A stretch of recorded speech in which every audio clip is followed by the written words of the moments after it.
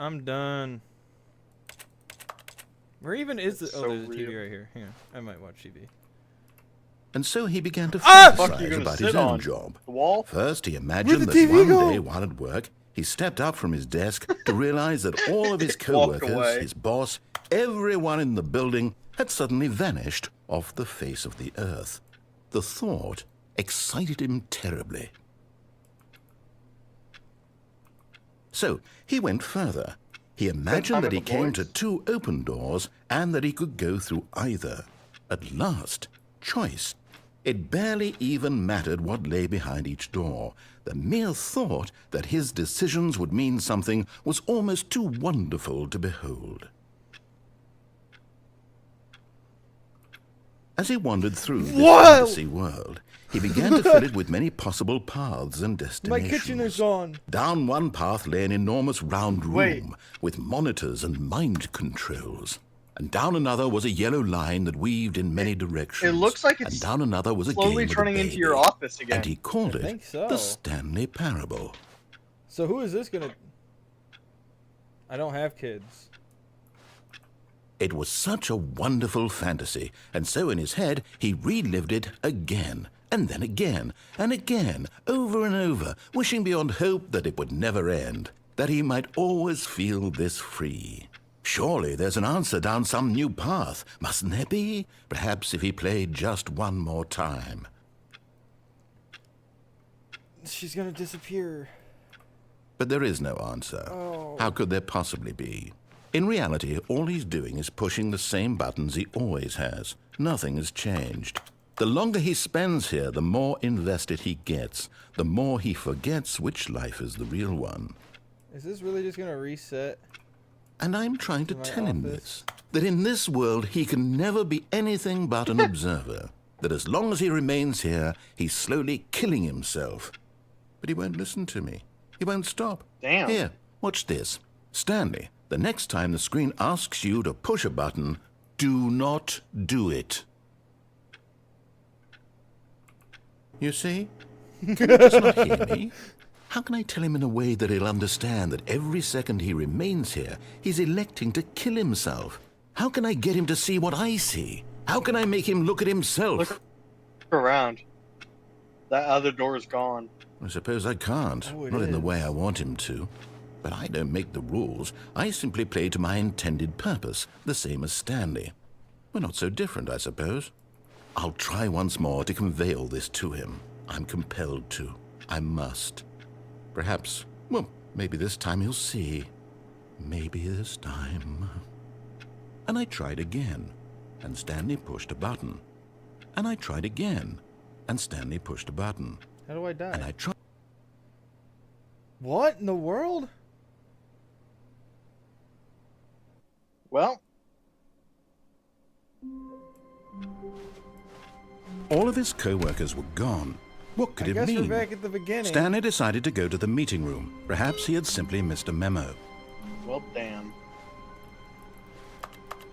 There's no input on the screen this time.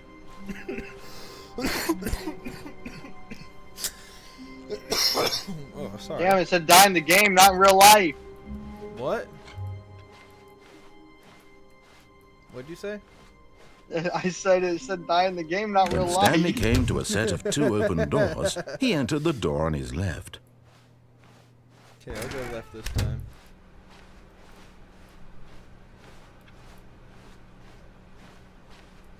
Yet there was not a single person here either.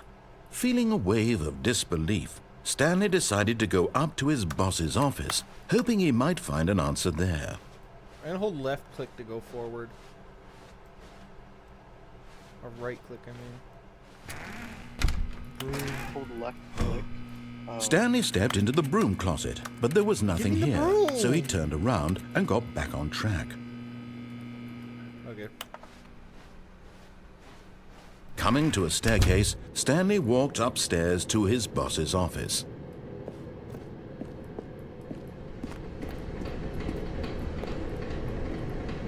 There's something he's hiding from me.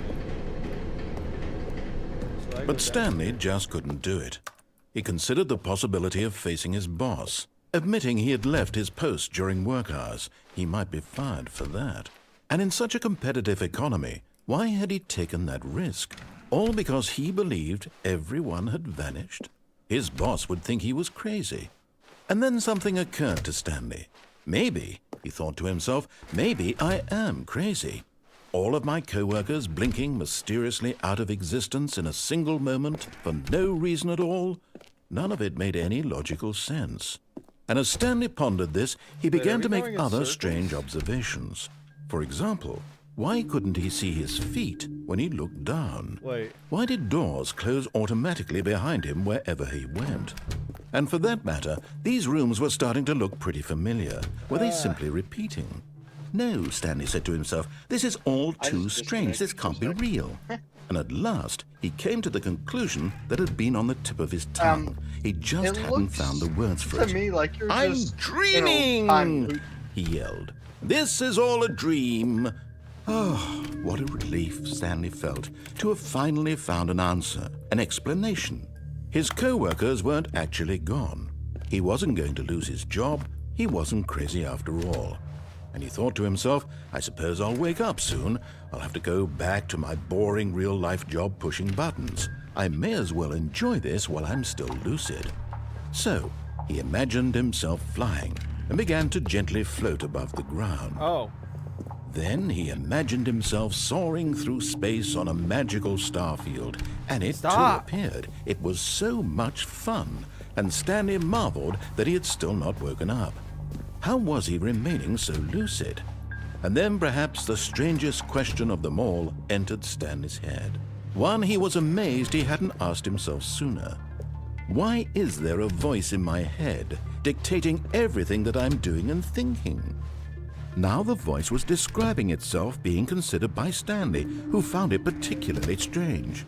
I'm dreaming about a voice describing me, thinking about how it's describing my thoughts, he thought. And while he thought it all very odd and wondered if this voice spoke to all people in their dreams, the truth was that, of course, this was not a dream. How could it be? Was Stanley simply deceiving himself, believing that if he's asleep he doesn't have to take risks as he's ever been in his life? Now, hearing the voice speak these words was quite a shock to Stanley. After all, he knew for certain, beyond a doubt, that this was in fact a dream. Did the voice not see him float and make the magical stars just a moment ago? How else would the voice explain all that? This voice was a part of himself too. Surely, if he could just... He would prove it. He would prove that he was in control, that this was a dream. So he closed his eyes gently, and he invited himself to wake up. He felt the cool weight of the blanket on his skin, the press of the mattress on his back, the fresh air of a world outside this one. Let me wake up, he thought to himself. I'm still gonna be in this room. I'm through with this dream. I wish it to be over. Let me go back to my job. Let me continue pushing the buttons. Please, it's all I want. I want my apartment, and my wife, and my job. All I want is my life exactly the way it's always been. My life is normal. I am normal. Everything will be fine. I am okay. We're gonna wake back up in the office.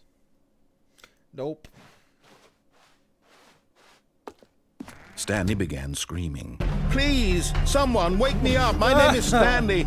I have a boss. I have an office. I am real. Please, just someone tell me I am real. I must be real. I must be. Can anyone hear my voice? Who am I? Who am I? And everything went black. Oh, okay. This is the story of a woman named Mariella. What? Mariella woke up on a day like any other. She arose, got dressed, gathered her belongings, and walked to her place of work. But on this particular day, her walk was interrupted by the body of a man who had stumbled through town talking and screaming to himself, and then collapsed dead on the sidewalk. And although she would soon turn to go call for an ambulance, for just a few brief moments she considered the strange man. He was obviously crazy, this much she knew. Everyone knows what crazy people look like. And in that moment, she thought to herself how lucky she was to be normal. I am sane. I am in control of my mind. I know what is real and what isn't. It was comforting to think this, and in a certain way, seeing this man made her feel better. But then she remembered the meeting she had scheduled for that day, the very important people whose impressions of her would affect her career, and by extension, the rest of her life. She had no time for this, so it was only a moment that she stood there, staring down at the body. And then she turned and ran. She killed him. Well, damn. Back at it. Fleeing All of his scene. co-workers were gone. What could it mean? Stanley decided to go to the meeting room. Perhaps he had simply missed a memo. You just love turning that motherfucking computer off. Yep. When Stanley came to a set of 2 open doors, he entered the door on his left.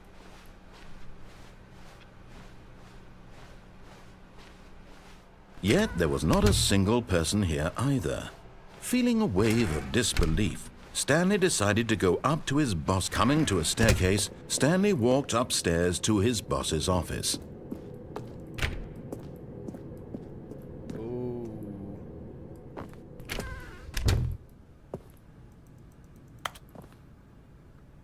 The beige pages. Play Happy Wheels on his PC. Oh. Stepping into his manager's office, Stanley was once again stunned to discover not an indication of any human life. Shocked, unraveled, Stanley wondered in disbelief who orchestrated this. What dark secret was being held from him? What he could not have known was that the keypad behind the boss's desk guarded the terrible truth that his boss had been keeping from him. And so the boss had assigned it an extra secret PIN number. 2845. But of course, Stanley couldn't possibly have known this. Yet incredibly, by simply pushing random buttons on the keypad, Stanley happened to input the correct code by sheer luck. Amazing. He stepped into the newly opened passageway. What if I don't? I would.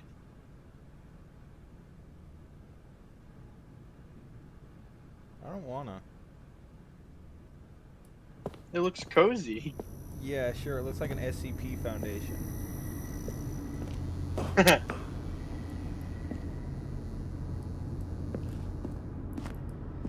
guess there's only one way to go, ain't there? Yup. Sector 3. Sector 3, let's go.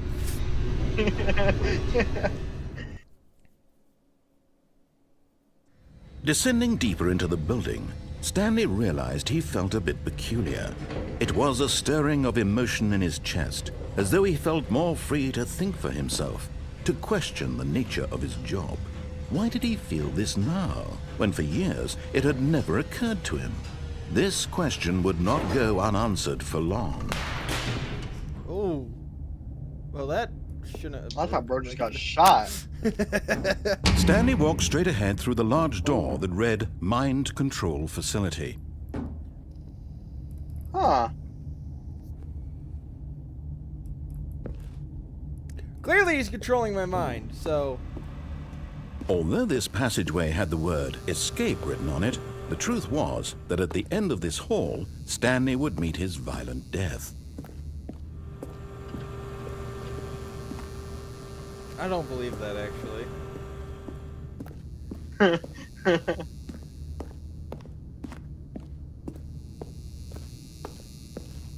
The door behind him was not shut. Stanley still had every opportunity to turn around and get back on track. At this point, Stanley was making a conscious, concerted effort to walk forward and willingly confront his death. Yep. Am I going to hell? That's a yes. Oh! How I didn't die. Sector 4. The classified sector. As the machine whirred into motion and Stanley was inched closer and closer to his demise, he reflected that his life had been of no consequence whatsoever. Stanley can't see the you bigger fucked picture. up. He doesn't know the real story. Die. Trapped forever in his narrow vision of what this world is. Realistically, Perhaps you could his just death jump was out. of no great loss, like plucking the eyeballs from a And blind man. died from fall. So he resigned die from and that willingly then. accepted this violent end to his brief and shallow life. Farewell, Stanley. Then it said escape. "Farewell, Stanley," cried the narrator, as Stanley was led helplessly into the enormous metal jaws. What? In a single visceral instant, Stanley was obliterated as the machine crushed every bone in his body, killing him instantly. Oh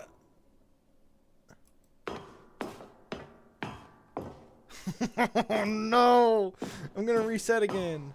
And yet it would be just a few minutes before Stanley would restart the game, back in his office, as alive as ever. What exactly did the narrator think he was going to accomplish? When every path you can walk has been created for you long in advance, death becomes meaningless, making life the same. Do you see now? Do you see that Stanley was already dead from the moment he hit start? Is this the end of the game? Did I beat But the then I game? never hit start if I see it. It looks like it. Turn off every computer. How does one beat a game with multiple endings? I don't know. The Office. Well, looks like you just did it. There's all the credits. Do I guess I'll go left.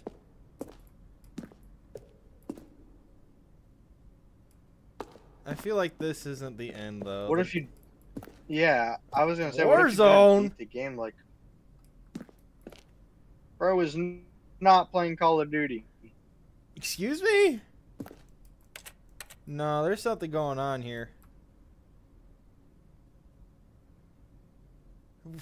I'm supposed to end up on a battlefield fighting aliens?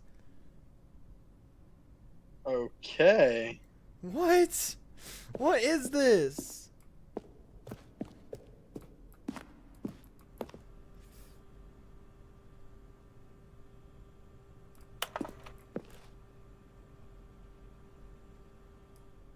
You heard that too, right? Yeah, I heard that.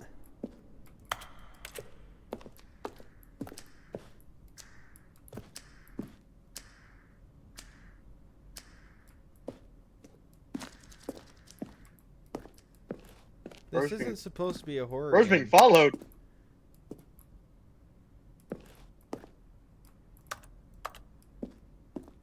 Looks like developers just made an update while playing the game. There was a countdown desk, I just missed it. Well,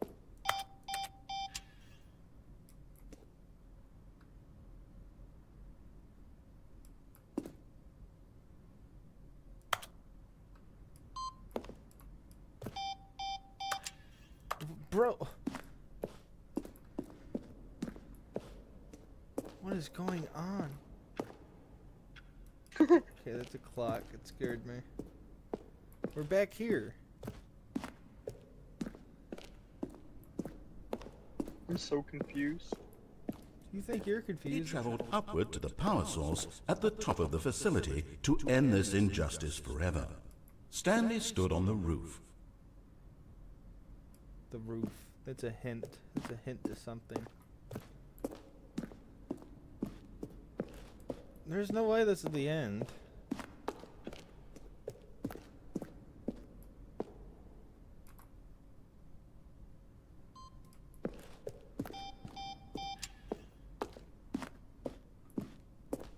Yep. Oh, look at these two. Oh, How they two. wish to destroy one another. How they wish to control one another. How they both wish to be free.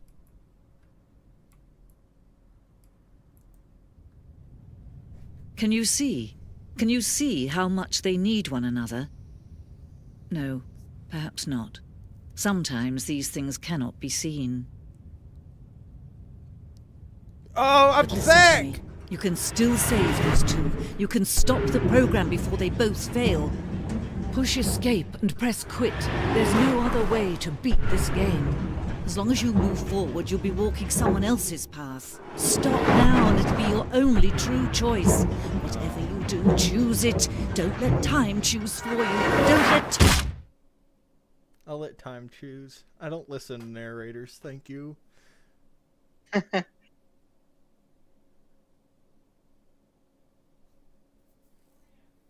And we're back at the office. Okay. You were right, it wasn't. Wait. That's new. Phone's ringing. Good morning. Thank you for contacting the Future Happiness Foundation. We are confirming your shipment of 1,327 cardboard boxes to your place of work. Can you verify that this is correct? Excellent. Your What? order will arrive shortly. Thank you again for contacting the Future Happiness Foundation. Something's changed. Something's not right. Bro's a detective now. This computer's on. It's never been on.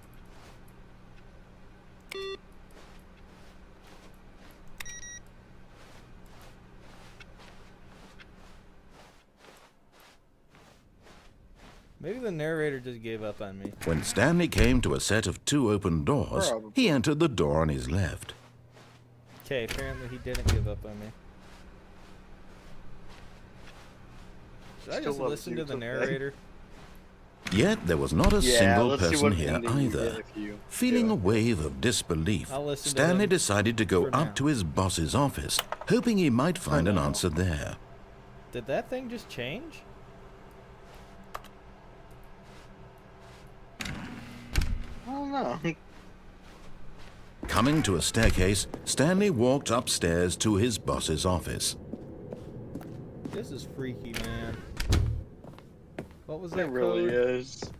Stepping into his 2845 manager's or office, 2485, Stanley was once one of the again two. stunned to discover not an indication of any human life. What could it mean? Stanley wondered aloud to nobody.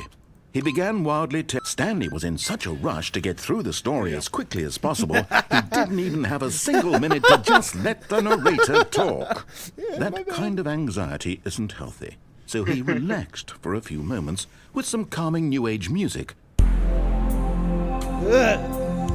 You're punishing me? He didn't even let the narrator talk.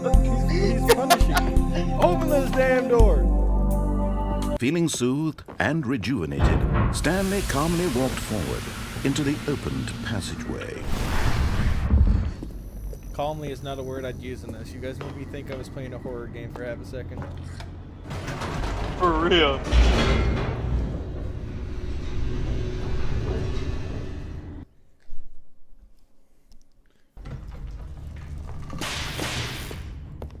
It sounds like a whip.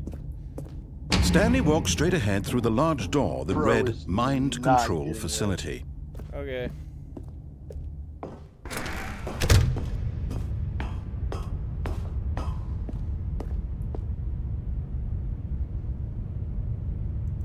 What do you want me to do? You know want what me we to do press when the we see a button? big button? I don't trust the big button. We always press the big button. It's not It's a red, light, though. right? It's not red. Oh, that's You're true. supposed to press the big red button. However, it's still a big button. The lights rose on an Well, looks like enormous you don't room have packed choice with here. television screens. What horrible secret did this place hold? Stanley thought to himself. I think I Did know. he have the strength to find out? This passage just appeared out of nowhere.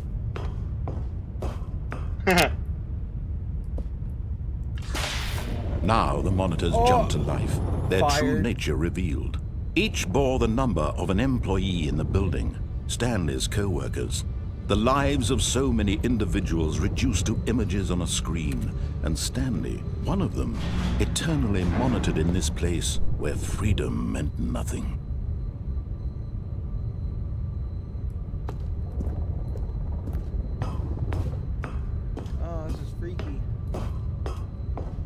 It really is. This mind control facility, it was too horrible to believe. It couldn't be true. Had Stanley really been under someone's control all this time?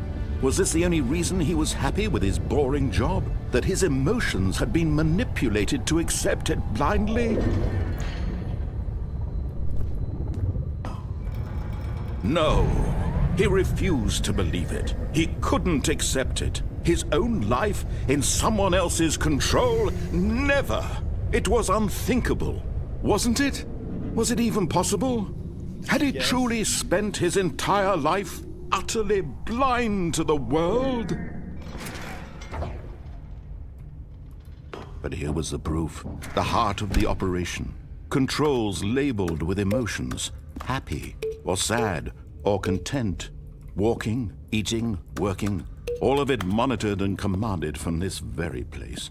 And as the cold reality of his past began to sink in, Stanley decided that this machinery would never again exert its terrible power over another human life. For he would dismantle the controls once and for all. Is this the door? This narrator guy sounds like he's trying to be a hero. Yeah, sounds like it. I don't trust him. Oh. There's big buttons. Big screen in the other room. Okay, so there's big buttons everywhere.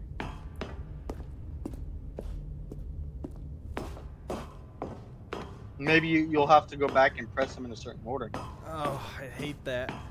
I'll have to have you write them down. And when at last he found the source of the room's power, he knew it was his duty, his obligation, to put an end to this horrible place and to everything it Don't stood do it. for. You'll have to go all the way back. I Oh, feel it. Stanley, you didn't just activate the controls, did you? After they kept you enslaved all these years, you go and you try to take control of the machine for yourself. Is that what you wanted? Control? Oh, Stanley, I applaud your effort, I really do. But you need to understand, there's only so much that machine can do. You were supposed to let it go, turn the controls off, and leave.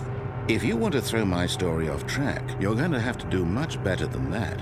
I'm afraid you don't have nearly the power you think you do. For example, and I believe you'll find this pertinent, Stanley suddenly realized he had just initiated the network's emergency detonation system. In the event that this machine is activated without proper DNA identification, nuclear detonators are set to explode, eliminating the entire complex. How long until detonation then? Let's say, 2 minutes. Now this is making things a little more fun, isn't it, Stanley? It's your time to shine. You are the star. It's your story now. Shape it to your heart's desires. Oh, this is much better than what I had in mind. What a shame we have so little time left to enjoy it. Mere moments until there's the a door. bomb goes off. But what precious moments each one of them is. More time to talk about you, about me, where we're going, what all this means. I barely know where to start. That's What's fucked. that? You'd like to know where your co-workers are? A moment of solace before you're obliterated? All right, I'm in a good mood. You're gonna die anyway. I'll tell you exactly what happened to them. I erased them. I turned off the machine. I set you free.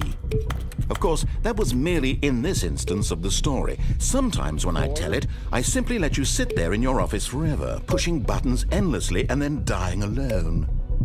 Other times, I let the office sink into the ground, swallowing everyone inside, or I let it burn to a crisp. I have to say this, though. This version of events has been rather amusing. Try that one. Watching you try to make sense of everything and take back the control wrested away from you, it's quite rich. I almost hate to see it go. That's 4. But I'm sure whatever I come up with on the next I go have trouble around will be even once you walk better. down, go My goodness, straight. only 34 Straight down seconds there. left. But I'm enjoying this so much. Turn right. You know That's what? 3. To hell Go with it. down. Oh, that's I'm 3. going to put some That's extra 5. time on the clock. Why not? These are precious additional seconds, Stanley. Time doesn't grow There's on 1. trees. Oh dear me, what's the matter, Stanley? Is it that you have no idea where you're going or what you're supposed to be doing right now? Or did you just assume when you saw that timer that something in this room was capable of turning it off? I mean, look at you. Running from button to button, screen to screen, clicking on every little thing in this room. No, what? These numbered buttons. No, these colored ones. Or maybe this big red button. Or this door. Everything, anything, something here will save me. Why would you think that, Stanley? That this video game can be beaten? Won? Solved? Do you have any idea what your purpose in this place is? Stanley, you're in for quite a disappointment. But here's a spoiler for you. That timer isn't a catalyst to keep the action moving along. It's just seconds ticking away to your death. You're only still playing instead of watching a cutscene because I want to watch you for every moment that you're powerless. To see you made humble. I understand it. This is not a challenge. It's a tragedy. You wanted to control this world, that's fine. But I'm going to destroy it first, so you can't. Take a look at the clock, Stanley. That's 30 seconds you have left to struggle. 30 seconds until a big boom and then nothing. No ending here. There's Just a way to you beat being this. blown to pieces. Will you cling desperately to your frail life, or will you let it go peacefully? Another choice. I know there's a way Make to it beat this. count. Or don't. It's all the same to me. All a part of the joke. And believe me, I will be laughing at every second of your inevitable life from the moment we fade in until the moment I say, happily ever after. Take it like a man. No, there's a way to beat that, and I know there is. Bro stood there watching the timer as he exploded.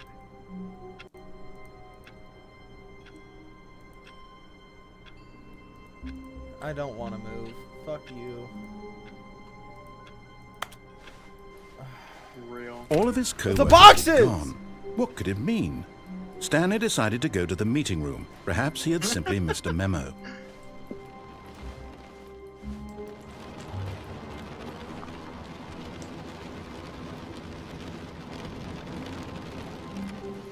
Huh. That sounds peaceful. Oh my god, there's so many boxes. Yo, the damn PC, bro. When Stanley came to a set of 2 open doors, he entered the door on his left. I'll turn it off this time. Yet there was not a single Yeah, person once you here get back. either. Feeling a Yeah, wave the of board's different. disbelief, Stanley decided to go up to his boss's office. Hoping coming to a staircase, Stanley walked upstairs to his boss's office. I could open these doors.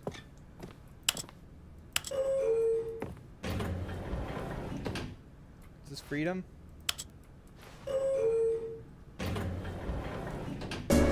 Yo. Hey, yo, bro. Rockin'. I've never heard elevators using elevators ever. Really? Yeah. Where's it coming from? Not from this time.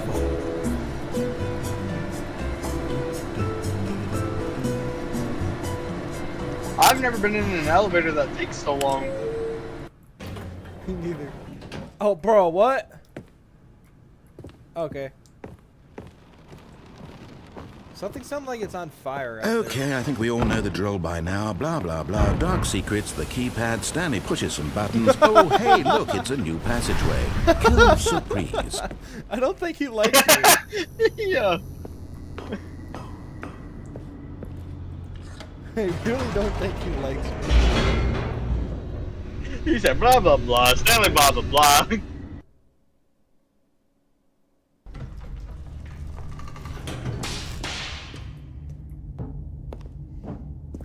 Stanley walked straight ahead through the large door that read Mind Control Facility. We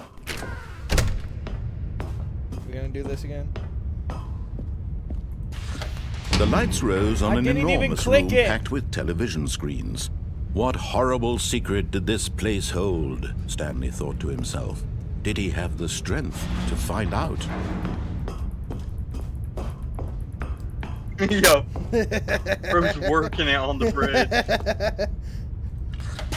Now the monitors jumped to life, their true nature Wait, that one revealed. up there is broken. Each bore the number of an employee in the building, Stanley's co-workers. The lives of so many individuals reduced to images on a screen, and Stanley, one of them, eternally monitored in this place where freedom Weird. I think meant there's nothing. something up with that guy. That guy might be the narrator.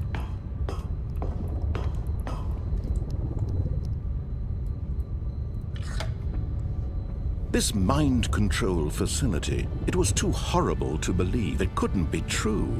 Had Stanley really been under someone's control all this time? Was this the only reason he was happy with his boring job? That his Release the emotions had been cable. manipulated Messing to up my accept mouse. it blindly? No. He refused to believe it. Pirate? He couldn't accept Pirate? it. His own life in someone else's control? Never. It was unthinkable. Wasn't it? Well? Was it even possible? Had he truly spent his entire life utterly blind to the world? Okay, those buttons have to do something. But here was the proof. The heart of the operation. Controls labeled with emotions. could just be like the Happy PC or in the sad main or room. content. that? Something to Walking, interact with. eating, working. All of it Some red monitored and blaze, commanded yeah. from this very place. Something red. And as the cold reality of his past began to sink in, Stanley decided that this machinery would never again exert its terrible power over another human life. For he... Shut up, narrator.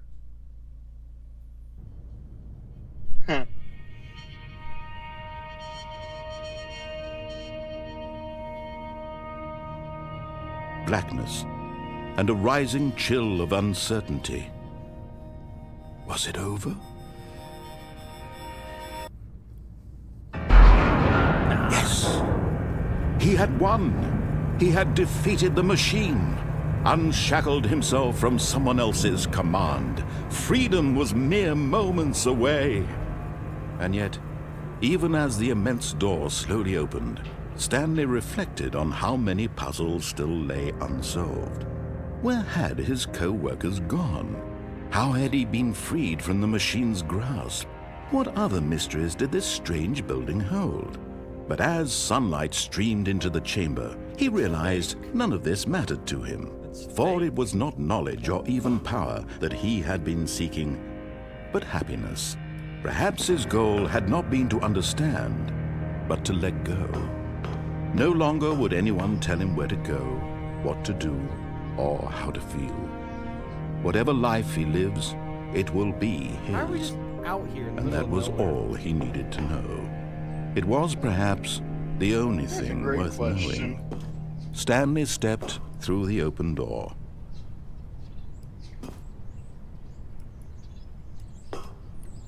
Stanley felt the cool breeze upon his skin, the feeling of liberation, the immense possibility of the new path before him. This was exactly the way, right now, that things were meant to happen. And Stanley was happy. This isn't the end. If I downloaded a 7 gigabyte game and that's it, Beat the game. You got the reward. Award. no! All of his co-workers were gone. You What could beat it the mean? game. Stanley decided to go to the meeting room. Perhaps he had simply missed a memo.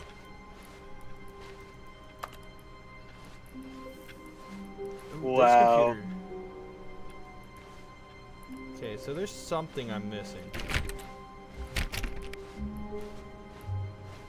Stanley went around touching every little thing in the office, but it didn't make a single difference, nor did it advance the story in any way. Content. Oh, new content? What does that mean, new content?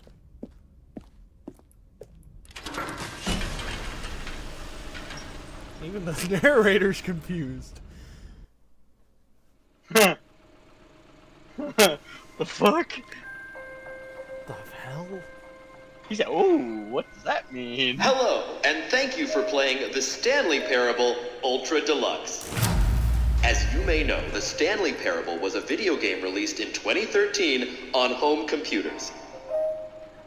After receiving critical and commercial success, it was expanded upon in 2022 with the Stanley Parable Ultra Deluxe, a reimagining of the game for consoles and home computers. The Stanley Parable Ultra Deluxe features exciting new content that broadens and expands the world of the Stanley Parable, delighting audiences the world over.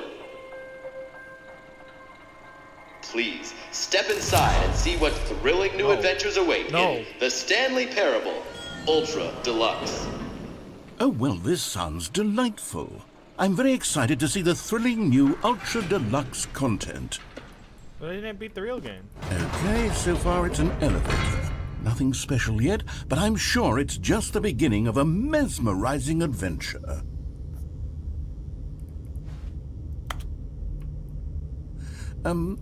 Is it broken? What's going on here? Should we be We're all moving somewhere? confused. Oh, there we go. All right, finally, at long last, it's on to the new He content. sounds like I've Stewie never Griffin. been more ready. does. Let's do it. When he's all grown up.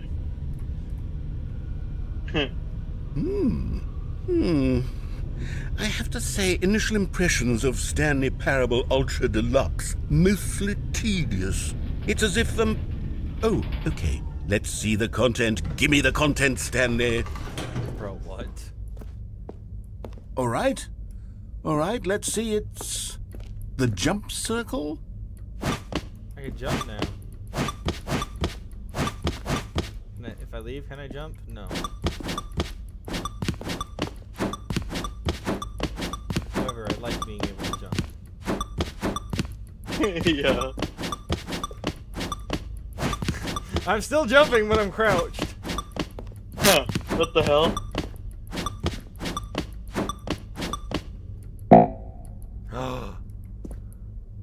Oh, how dare you! I spit on you. Bro was just Is that Bro it? was just so happy. Surely that's not all the new content. There has to be something else, right? Goodness. Another elevator. Stanley, I have to say, initial impressions of this game are not positive. Yeah, no It's shit. just elevators and jumping. Is this what passes for exciting new content? If this is new content, then I could just read you the whole dictionary. There's 20 hours of new content right there. Hell, I could count to 30 trillion. You could put that on the box. The Stanley Parable Ultra Deluxe, now with over 1,000 hours of new content. And oh, wait. There's more. Very good. Yes. I knew there had to be something else. Let's see it. I'm ready for whatever it is. That's it? Oh, you've got to be kidding me. You see, Stanley? This is what happens when greedy video game developers with no respect for their fan base rush a cheap expansion to market for no reason other than to make an easy dollar. And don't get me started on the level of craftsmanship that's gone into it. In fact, I'm looking right now at the game's achievements, and it's hard to believe one of them actually says, "Test achievement, please ignore." What quality assurance department signed off on actually this? one of them? I'm infuriated and I'm offended, and I intend to find these people on Twitter and hold them personally accountable. It's my fault, Stanley. I built up too much anticipation around the new content, I'm afraid. It could never have lived up to such expectations. If you're still with me, why don't we just reset the game, and we'll try to get back to what the Stanley Parable is really about. No frills, no gimmicks. Just you and me having a great time together like always. What do you say, friend? Yes, reset it. Okay, apparently I don't have a choice. Oh, This is different.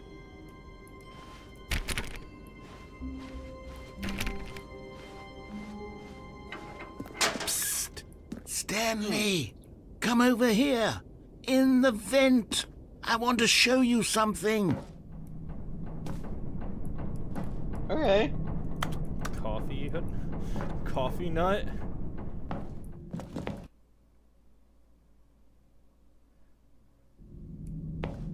Okay, you remember how cheap and unsatisfying the new Ultra Deluxe content turned out to be? Well, it got me thinking about the past, and how much better the Stanley Parable used to be. So I made something special and tucked it away here where the game's developers won't find it. Just our little secret. Take a look. I call it the Memory Zone. It's where I've been storing all my favorite memories so I can relive the peak experiences of my life whenever I want. Experiences like the launch of the Stanley Parrable on PC. You see, Stanley, doesn't the Memory Zone remind you of how wonderful Stanley Parrable was before it was sullied with a cheap re-release? Remember back in October of 2013, when the game originally launched? Back then, video games had integrity. Back then, it all meant something. Oh, the waste.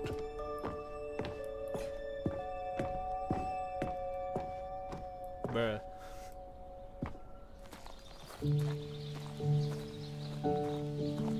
Yeah, this is a terrible place to sit. The trees blocking your view. Just sweet on out. And over here is where I keep reviews of the Stanley Parable. Like this stunning triumph of games journalism, 10 out of 10 from Destructoid.com. James Stephanie Sterling writes, and I quote, "Where so many games that aspire to be more than games end up less than any form of art, Stanley Parable strives and then succeeds to be every game ever created." Did you hear that, Stanley? Every game ever created. That's how grand and all-encompassing the original Stanley Parable was. It was literally every game ever created. It was Skyrim, it was Persona 3, it was all of them, and now it's nothing. It's no games at all. It isn't even the Stanley Parable anymore. It's just a husk now. A lifeless husk with an hour of new elevator content. Can I leave? Thank you.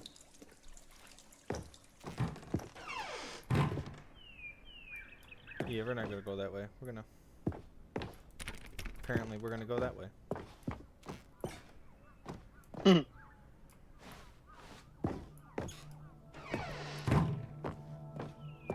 Here's another moving passage, this time from GameSpot.com.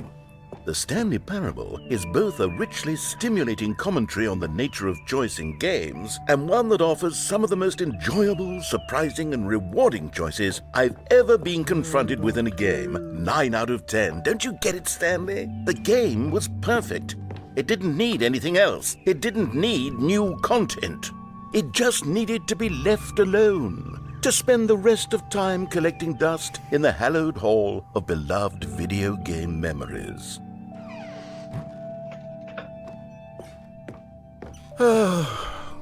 These were simpler times, Stanley. But I wouldn't give to go back to have it all over again. Wait, hang on. I don't recall this part of the memory zone before. What's this? What's down here? Oh no. Oh God, no. Stanley, it's a collection of reviews from Steam, the online video game distributor. I haven't looked at these in years. I can't even imagine what's been collecting down here. Surely these reviews were glowing as well, weren't they? Honestly, I could not be bothered to play this game to full completion. The narrator is obnoxious and unfunny, with his humor and dialogue proving to be more irritating than entertaining. Unfunny! I'm not trying to be funny. I'm trying to make a serious work of art. I suppose I could write up a handful of gags to insert into the Stanley Parable, but the game is already such a densely layered web of profound philosophical insights that I can't even imagine where I'd have the room to stick them.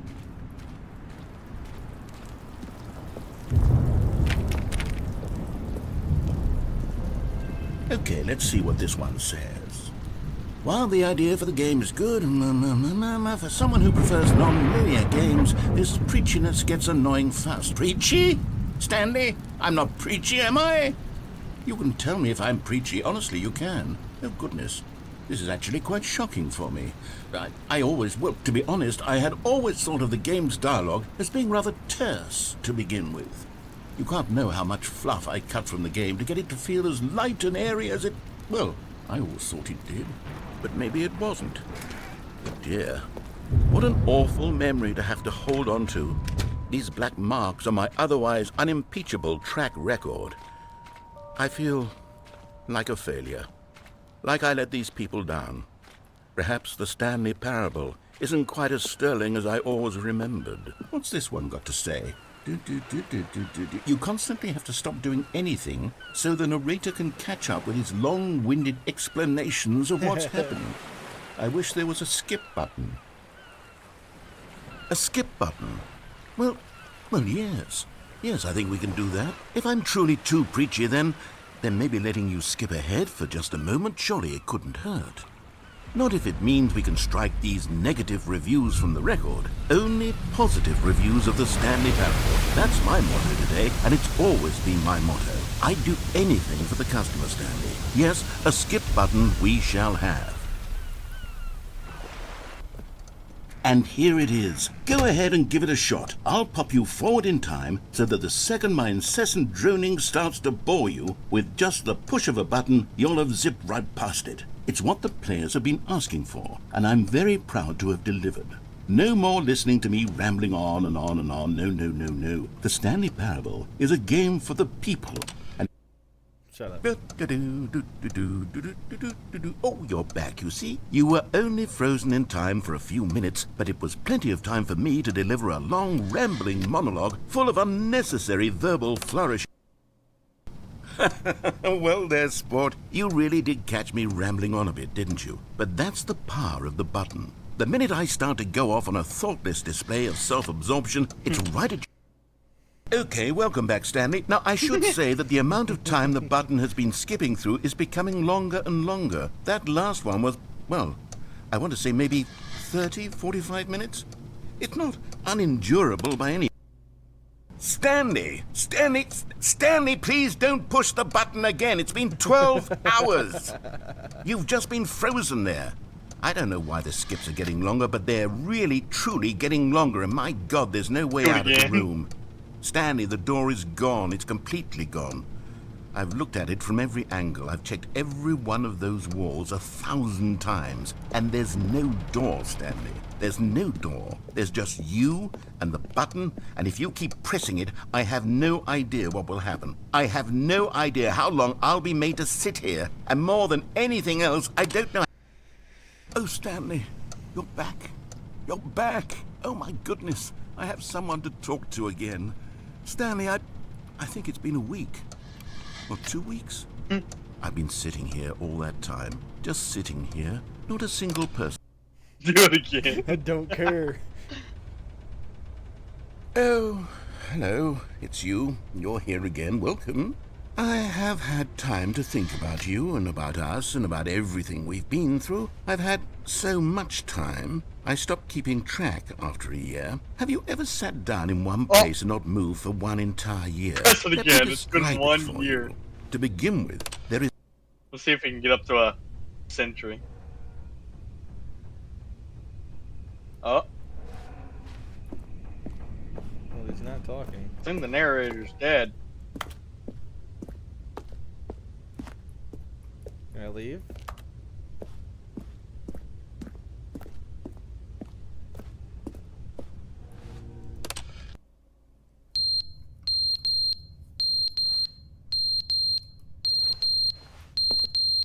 The smoke detector's going off. But they didn't understand the game was never meant to be funny. It was meant to have a point. It was meant to speak to the human condition. But where are the jokes? Where are the jokes? They bemoaned, they screamed, they gnashed their teeth and said, entertain us. It wasn't enough. They had to leave a pathetic little thumbs down review and make all... Them off. It's silent again. The plant! The plant! Oh man. Not the leaves. The end is never the end, is never the end, is never the end, is never the end, is never the end, is never the end, is never the end, is never the end, is never the end, is never the end, is never the end, is never the end, is never the end, is never the end, is never the end.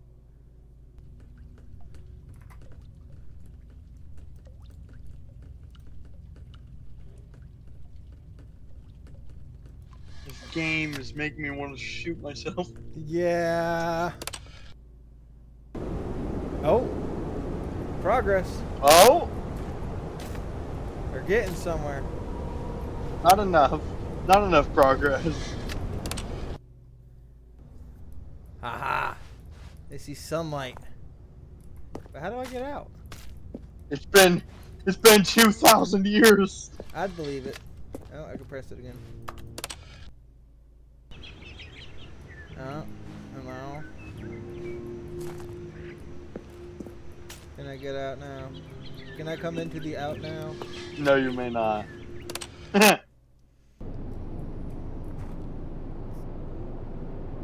Well, something happened. Sounded a lot like I'd a press horror it again game. because it looks like it's a horror movie. Yeah.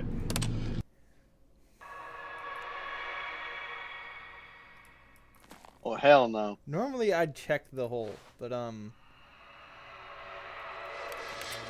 me press the button. The button is on the ground now. Ooh, light. Oh! Let me out. Let me out. Oh. Bro's been there for I've been here a while. a billion years. What the fuck? I think I'll press the button again. I can't press the button again.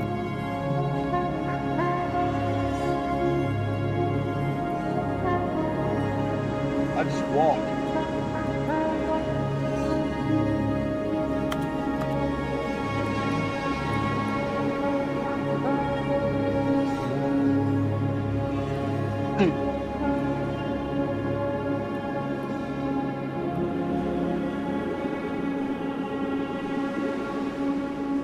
Well, this is certainly something. I think I see. Oh! Yeah, I see stuff out there in the day. Oh?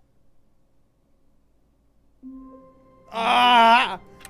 All that progress. All that All of his progress. co-workers were gone. What could it mean? Stanley decided to go to the meeting room. Perhaps he had simply missed a memo.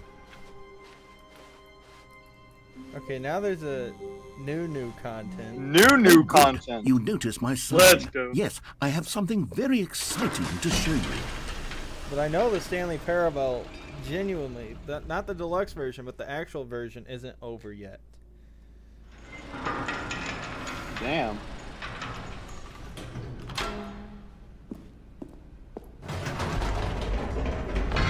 You see, Stanley, I've been reflecting on the Stanley Parable and about how roundly disappointing this ultra deluxe version has turned out to be. The original Stanley Parable was a landmark, and any new content for it should live up to that legacy. So forget this ultra deluxe nonsense. I say we take it one step even further. Which is why I'm very proud to announce for the first time ever, the Stanley Parable 2.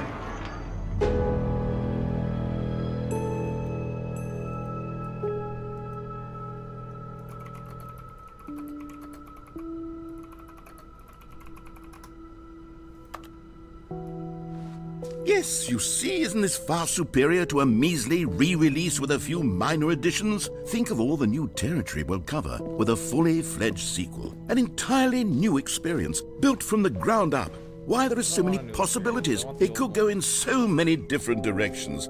This is what fans have truly been asking for.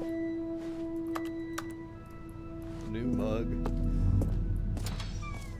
Now, to be clear, I haven't quite nailed down what exactly the Stanley Parable 2 is going to be, but let's take a look at some of the features I've been developing for it. I figure that if I can loosely organize a handful of interesting concepts, that surely the game will sort of naturally spring up around them. It'll all work itself out. Game development is much more of a fuzzy magic than anything scientific or logical, really. It's been really fun watching you play and laughing my ass off at this narrator, but I actually gotta go. Yeah, that's fine. I'll see y'all later. See you later, buddy.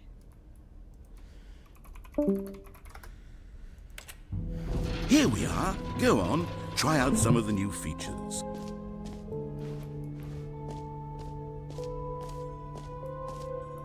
For the Stanley Parable 2, I asked myself, what do players really want? And of course, the first and most obvious answer is that they want to be individually recognized and validated as people. So with that in mind, my first addition to the game is this button which speaks the name of the person playing the game. Isn't that wonderful? Jim.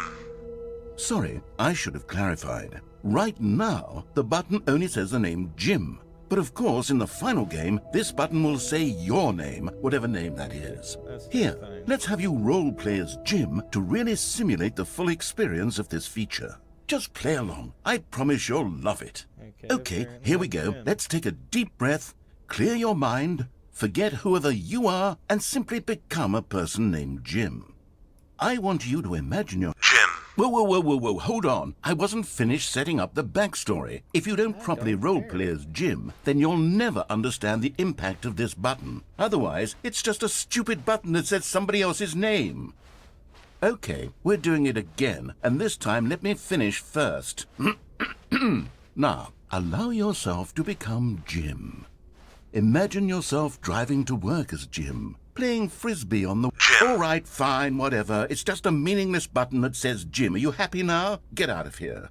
I'm done with this button. Why don't you go humiliate me in front of a different feature that I worked very hard on?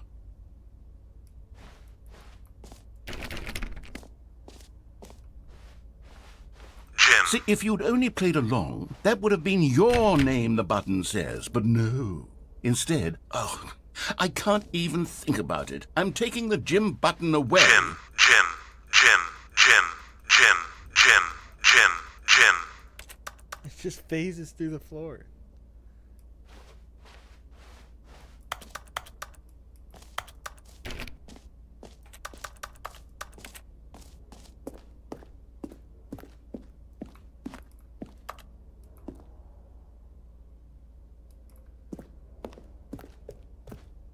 Okay, what do I do now?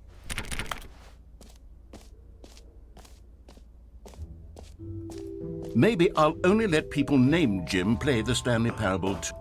An epilogue would be fun, wouldn't it, Stanley? Yes, it will go at the end of the, well, we'll figure that out later.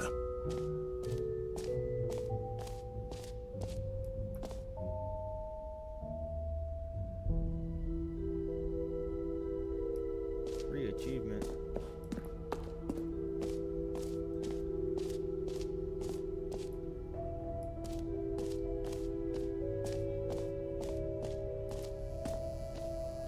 Now, here's something special. You remember that broken test achievement that got left in the game on accident? Well, I'm developing a technology to simply give you the achievement. Yes. You see, Okay, perhaps I should have clarified. This is technology that will exist. Right now, the achievement is still fully broken. I'm not a wizard, Stanley, but I guarantee it will be fixed in the sequel to at last satisfy the hordes of ravenous fans all over the world who have been uproariously demanding this feature. Gamers, we hear you, and I promise it will happen.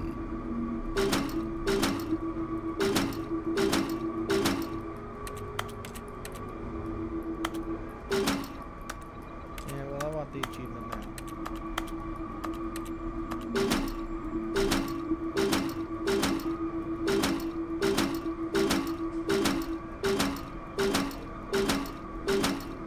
Okay then. So you wasted my time.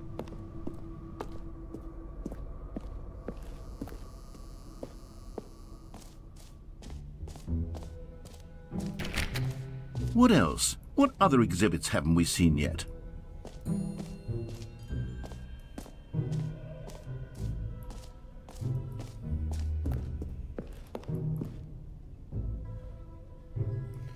infinite hole is this way.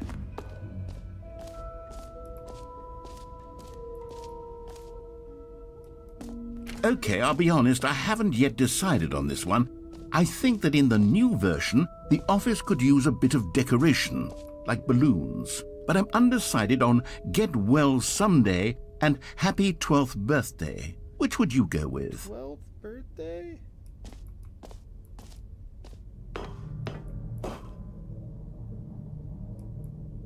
Stepney. You know, sometimes when you solicit another person's opinion, it makes you realize that you knew which one you actually really wanted all along. Happy 12th birthday, step-niece, it is.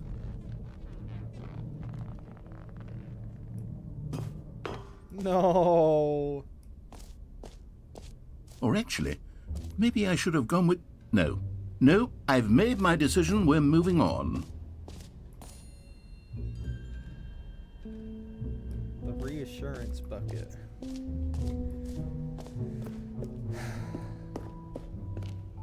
A common complaint of the Stanley Parable was that it was confusing and paradoxical, that it engendered a chaotic sense of reckless despair in those who played it. Well, I'm happy to say that after much consideration, I've engineered a clever solution to this fundamental problem with the game.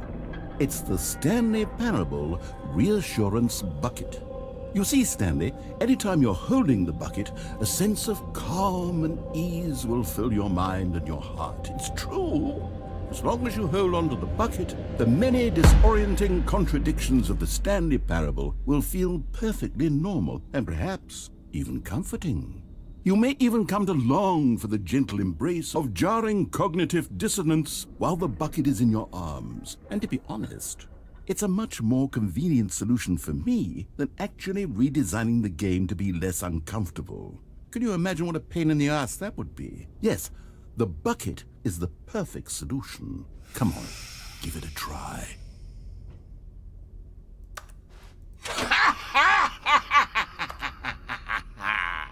Can you feel it? The glow of comfort, even in the face of crushing despair, must already be sweeping through your body. And in fact, can I say that I do believe the bucket lends you an air of charisma as well? I think that just holding it has made you the slightest bit more attractive as a person. The benefits of the bucket seem to go on, don't they? All this and more await you in the Stanley Parable 2. Oh, the bucket's mine now. Thank you. Does anyone give out awards for most enjoyable bucket in a video game? That really should be an award if it isn't already.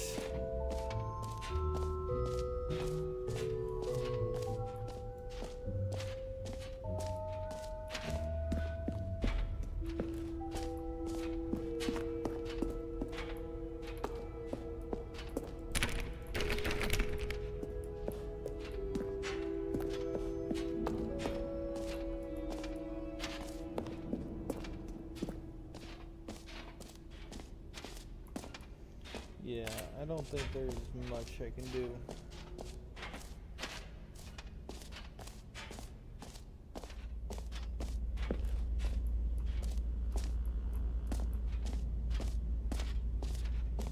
Stanley, here's an idea that I'm truly fond of. It's never been done before in a video game. This is, in fact, a hole that you can fall down forever. That's right. Infinite falling. You can fall until the end of time, if you like. A stunning leap forward for video games as a medium.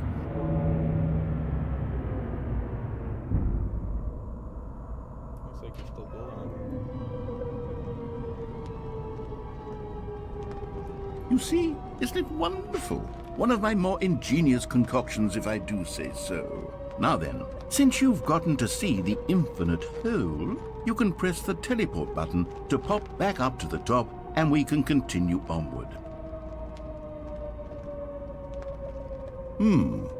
Now, I don't mean to be a bummer, but I do recommend you use the teleport button to go back to the top. Maybe do it on the sooner rather than later spectrum of things. No. So how deep is this hole? Okay, Stanley, I don't know quite how to say this tactfully, but it's possible that I slightly exaggerated the infinite nature of the hole. Is it a very, very deep hole? To be certain it is. It's an extremely deep hole. I don't want anyone to say that it isn't an astonishingly deep hole. It is. Is it infinite? Well, that sort of depends on your definition of infinity. From one perspective, the infinite is merely philosophical in nature. It's more of a... Okay, well, good for you. You found the bottom of the hole. You found me out, Stanley. I'm a liar and a cheat, and you're so clever. Look, I think the issue here is just that you're unusually fascinated by falling. What normal person actually wants to fall infinitely? I figured the hole was as deep as anyone would actually need. Don't you put this on me. Maybe you're the problem. Look, Things got a little heated there. I think we both said some things we didn't mean. Why don't we just put all this behind us and agree to just call the whole mostly infinite? If that works for you, then go ahead and press the teleport button to warp up to the top of the hole and we can move on. I'll just be up here when you're ready. Great. Now, I'm very excited to show you even more of my ideas for the sequel. Oh, for heaven... You see? I was right. The problem is you. The problem is that you like holes too much. Not normal. A normal person would have said, yep, that's an infinite hole right there, goes on forever till the end of time. Don't need to see it all, but not you. Oh, no, no, no, no. You have a weird sort of... Oh. Did the hole seem even shorter to you this time? I couldn't help but feel like you spent a little less time in there than you did before. I mean, admittedly, I didn't make an infinite hole, but I didn't think it was that not infinite. Well, I suppose once again there's nothing to do here. If you decide you've had enough of the hole, you can hit the teleport button and come join me up above. Had enough? I'm positively thrilled. Gosh, how could I have guessed? You're back in the hole. If this starts to become a thing where... Wow. Okay. Yes. I'm starting to become extremely certain that the hole is not only not infinite, but that it's growing steadily less and less infinite. I suspect that I'm starting to hit the point where it's no longer feasible to call the hole infinitely deep, even by the lax overall standards for accountability and marketing. What's going on here? Stanley, I have no explanation for the uncertain nature of the hole's length. Here, let's try something. Let's pop back up to the top, and we'll see if it gets any shorter. Well, there it is. The shame of my lie has come to haunt me. Not only is the hole not infinite, but it's barely even a hole at this point. It's more of a concavity, or even... How is this still appealing to you? I know you're obsessed with holes, but at this depth, I just can't see this scratching the itch. Oh, who am I to judge? You just do whatever it is you're here to do and hit the teleport button when you're ready to move on. Is the, teleport button not working? Teleport. You sure? Well, I mean, I really don't have an explanation. It was working just a moment ago. Try it again. Still nothing? Well, I suppose there is one thing I can do to fix this. I'm out. Goodbye, Stanley. You couldn't bear to be away from the hole, and now you'll get more time with it than you could ever have asked for. It's a win for everyone. You get to be with the hole, I get to do literally anything else. Take care, Stanley. I hope you and the hole have a wonderful rest of eternity together. Well, that's not fair. Let me out. Damn, okay, that's how you get that achievement.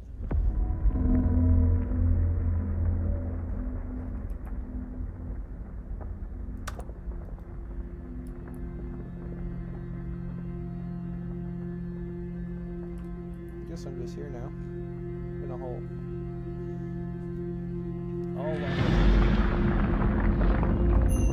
Oh, the hole's going down. No, wait.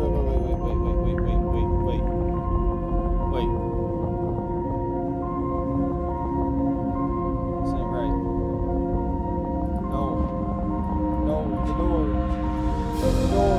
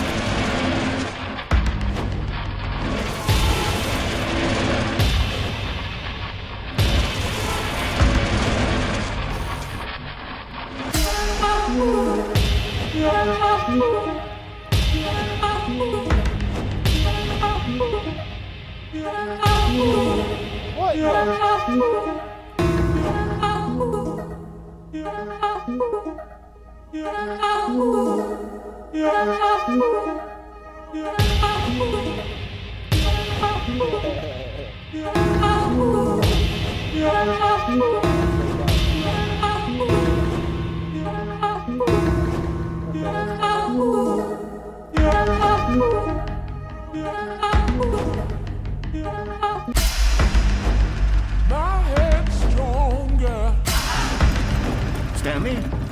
Stanley? Stanley!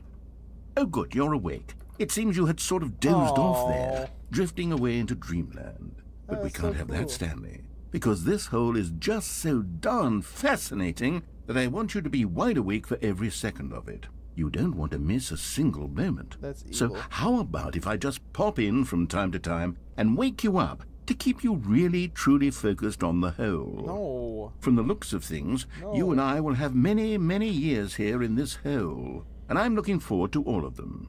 Stay alert, Stanley. I'll be back. Toodle pip. Toodle pip.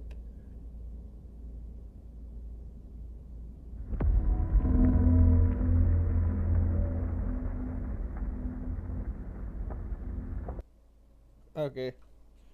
Another game is loading, and I don't know what it's loading.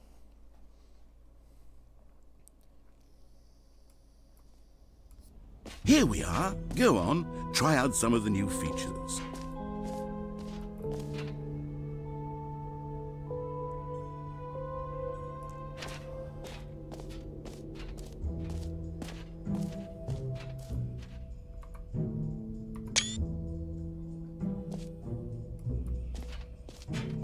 Screenshot.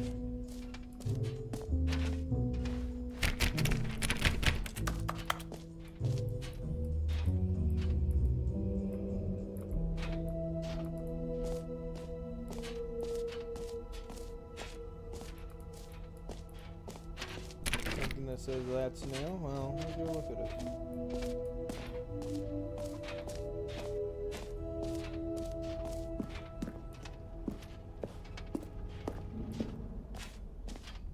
Ah, collectibles. Now it's a real video game. In the Stanley Parable 2, you'll run around gathering up these miniature Stanley figurines. And what's truly innovative is that there will be no reward for collecting all of them.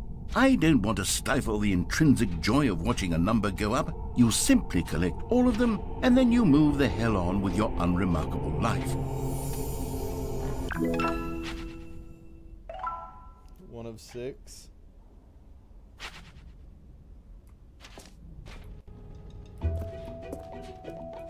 God, it really is the worst when you collect everything in a video game and then they give you a big fancy reward for it. Absolutely. You know what? Let's bring the jump circle back for Stanley Parable 2 as well. It's a...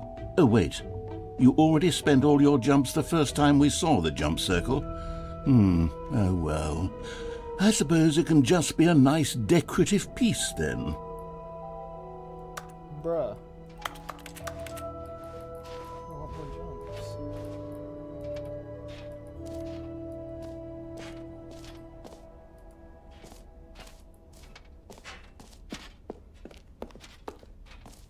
Can I return the bucket? It's kind of annoying. Can't go that way.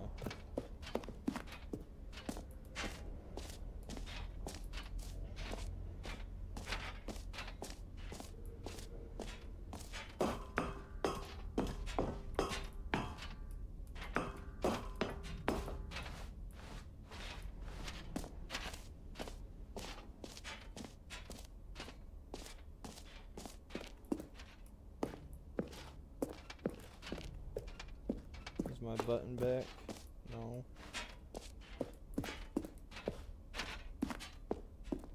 What if I go back to the hole again?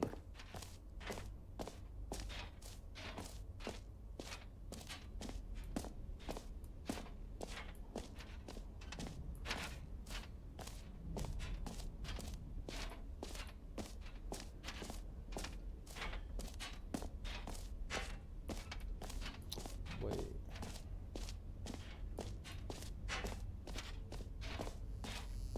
not really much to do, is there?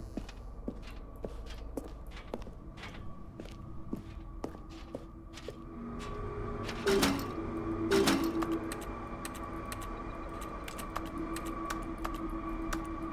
feel like there's something I can do, though.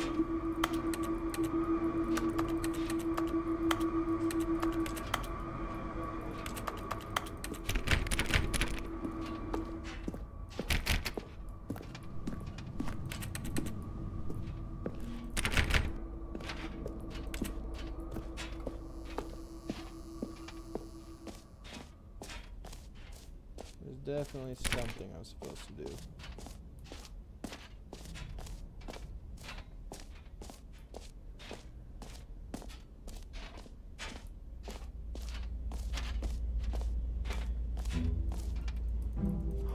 Oh, he closed it.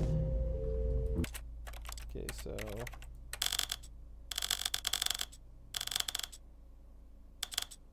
75 was the normal.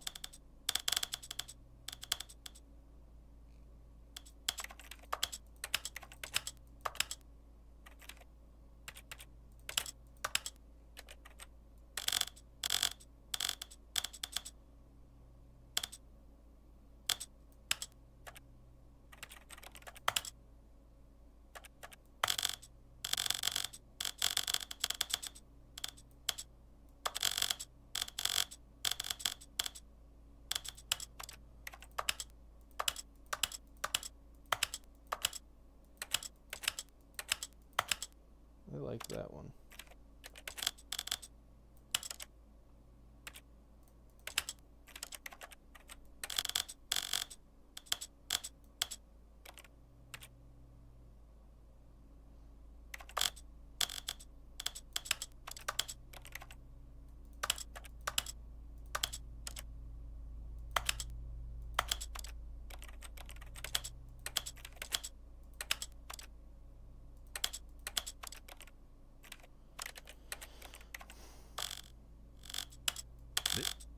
Of a man named. Hey, there we go.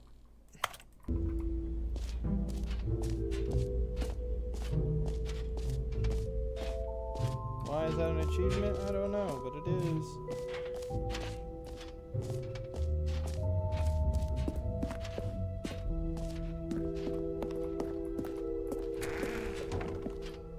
Aha! I can see you've gotten the Settings World Champion achievement. Well done. You've experienced every setting, traveled to all corners of the settings menu. There's nothing you haven't seen. So, just for you, in the Stanley Parrable 2, I'm including an entirely new setting, something called bumpscosity. What exactly is bumpscosity? Yeah, what is it? Well, I haven't quite figured that part out yet, but I just know that you'll be able to adjust it on some sort of slider, and that it'll be available from the settings menu. We'll sort the rest of the details out later. I hope you're looking forward to trying out every level of bumpscosity in the Stanley Parrable 2. Watch, it's already in here.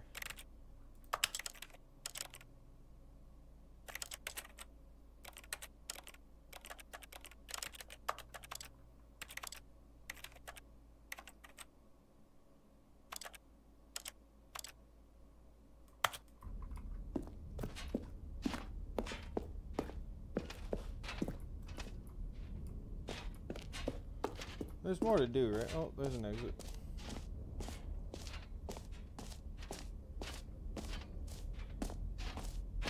Calling it the Stanley Parrable 2 is just so much catchier than Ultra Deluxe, don't you think? Ultra Deluxe? What does it even mean? But the Stan... All right, have you seen everything you wanted to? Ready to move on now?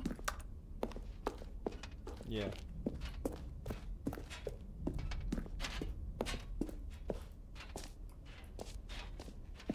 So, Stanley, what do you think?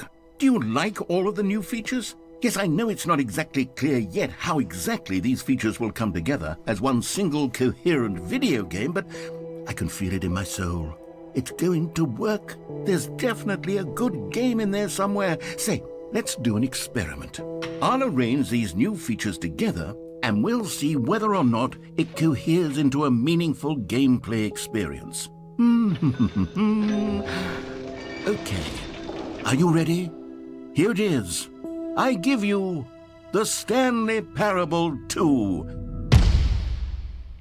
Damn. Well, I mean, there's potential here, right? It's sort of... Okay, never mind. Hold on. Let me do a different arrangement. Okay, yes, this is much better. I feel good about this. Here we go. Version 2. Bruh. Who am I kidding, Stanley? This isn't a coherent video game at all. It's a lot of gags. And I do very much enjoy creating gags, but they don't add up to anything.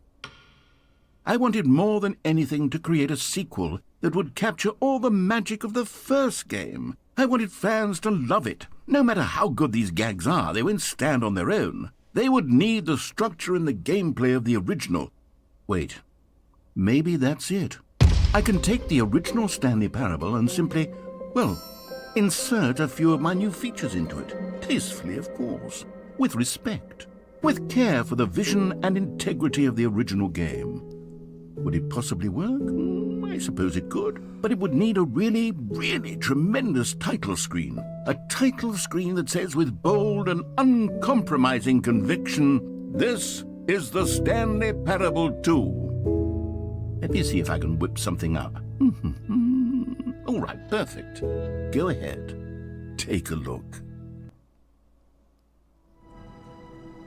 Hey.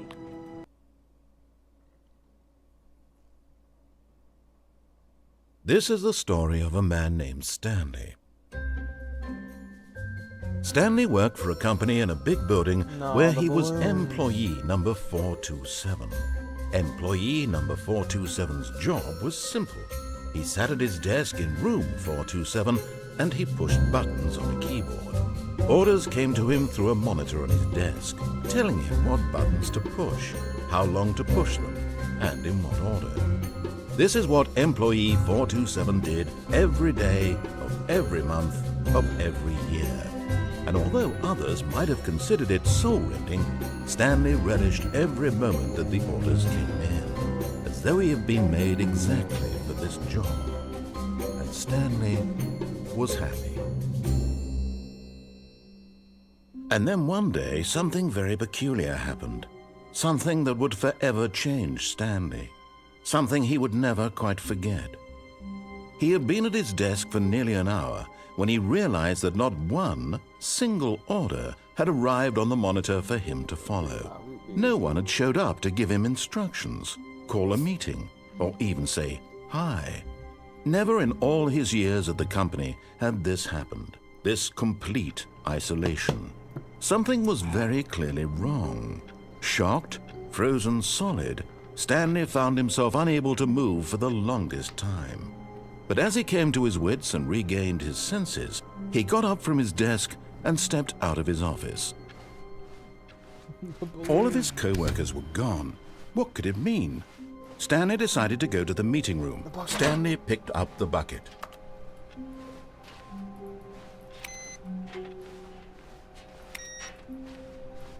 Yeah, what was that one achievement I was looking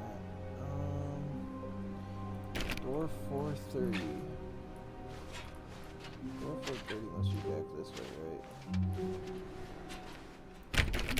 Oh, please. Are you really just doing this for the achievement? Click a door 5 times. Is that all that you think an achievement is worth? No.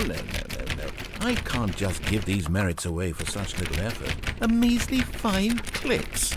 Now suppose you were to click the door 20 times. I would say that's the kind of effort that warrants recognition. I have to say, I'm still not feeling the satisfaction of witnessing true effort for a noble cause. Perhaps 50 clicks will do it. Yes, Okay, almost fine. certainly 50 clicks.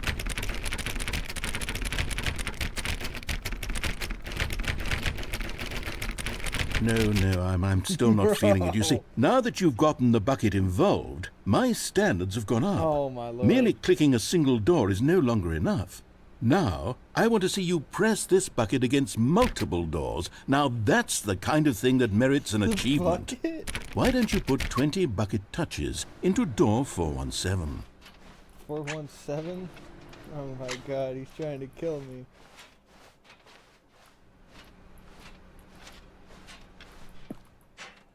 Okay.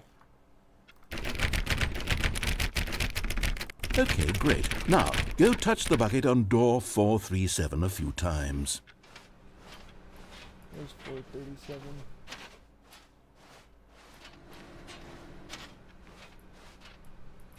That's 430. Yes, now we're getting somewhere. How about door 415? Give it some bucket love. 415?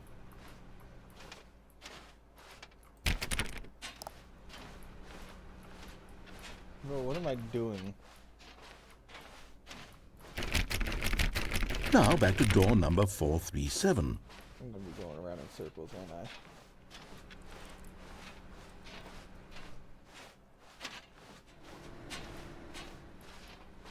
Where's 437? You know, I think the copy machine needs some attention. Why don't you rub the bucket on it a bit? What the fuck?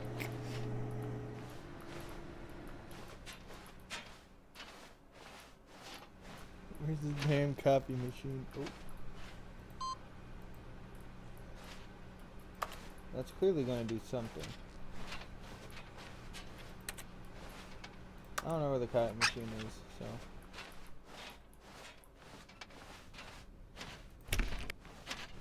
Stanley clutched the bucket tightly to his chest and entered the door on his left.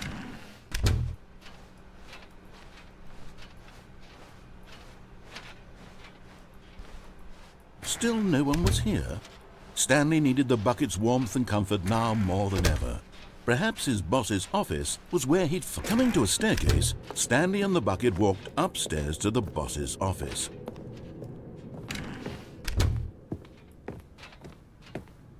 Stepping into his manager's office, Stanley was once again stunned to discover not an indication of any human life.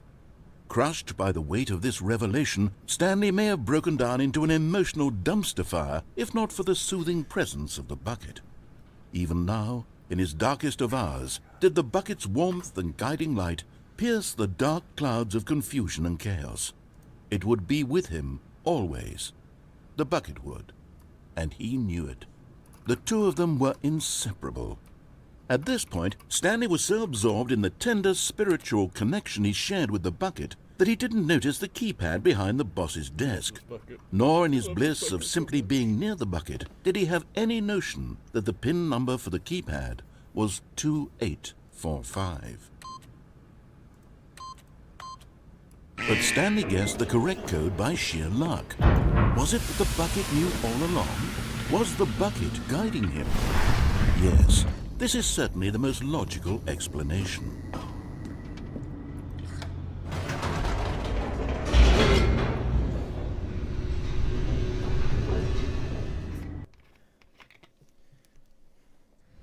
The elevator raced downward, plummeting towards an unknown fate. It would be all Stanley could do to keep himself together, if not for the bucket. Soothing him, comforting him, reassuring that in this darkest moment of uncertainty, he would be all right. The bucket is here for you, Stanley. Everything will be fine.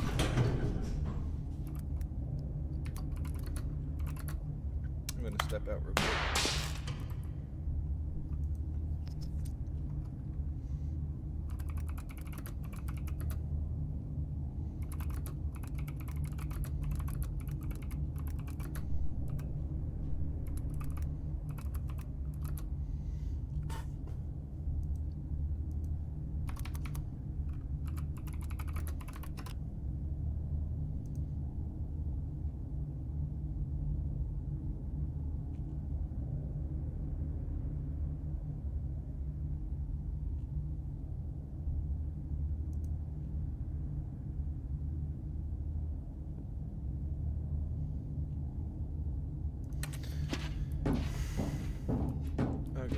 Stanley and the bucket walked straight ahead through the large door that read, Mind Control Facility.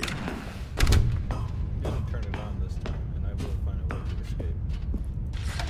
The lights rose on an enormous room packed with television screens. What horrible secret did this place hold? Stanley and the bucket both wondered to themselves. Bucket has a conscience now.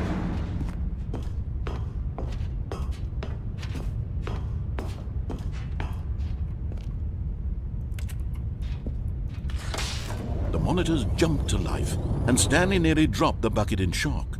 Everyone in the office was being videotaped, monitored like guinea pigs. The bucket had never seen anything like this, and it very nearly burst into tears as Stanley cradled it gently, reassuring it that everything would be fine.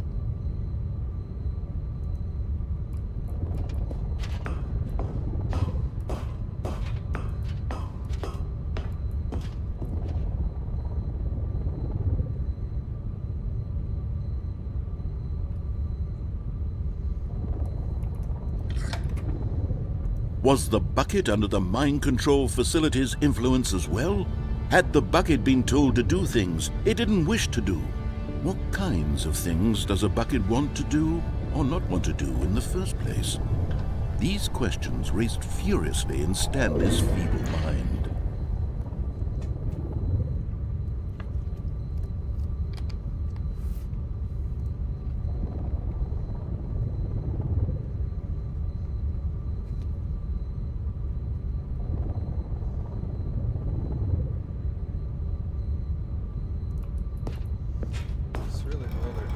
No! He screamed into the bucket. He couldn't accept it. His own life in someone else's control, never! He squeezed the bucket tighter. His one friend in the entire world. At this point, he could trust no one except for the bucket. But here was the proof. The heart of the operation. Controls labeled with emotions, happy or sad or content. Walking, eating, working, all of it monitored and commanded from this very place. And as the cold reality of his past began to sink in, Stanley decided that this machinery would never again But at the last second, the bucket jumped in and pressed the button to turn on the controls. Stanley gasped in horror. Had this been the bucket's plan all along? To take over the machine and claim the power for itself?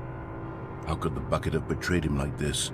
Stanley was prepared to throw the bucket away in disgust when suddenly an image appeared upon the enormous screen. Birds. Silly, silly birds. The control buttons became active again.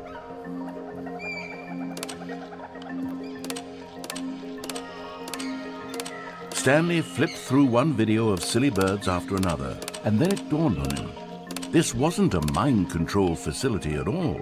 It was a facility for monitoring and surveilling silly birds all over the world. The mind controls were only a facade to disguise its true intentions.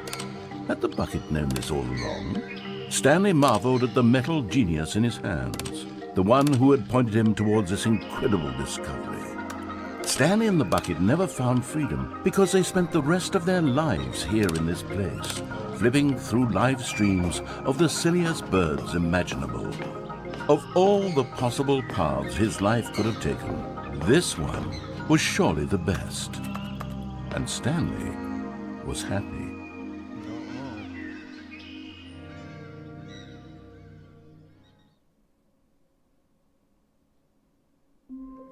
Bro, no shot. The meeting room. Yes, that's where everyone would be. Stanley just needed to get to the meeting room, and from then on, he would never be alone ever again. The input thing has to do something.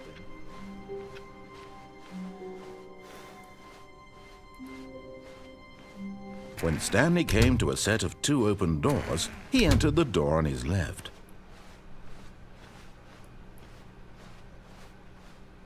Yet there was not a single person here either.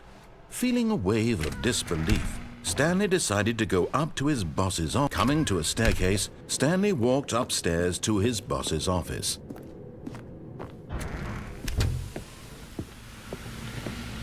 Here's the door. Just go. I think he's getting a little bit upset at me.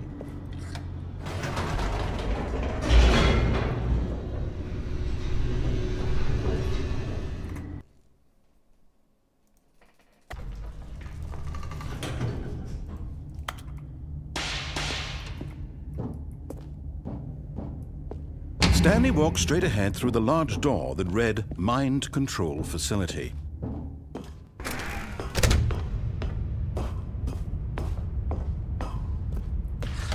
The lights rose on an enormous room packed with television screens. What horrible secret did this place hold? Stanley thought to himself. Did he have the strength to find out?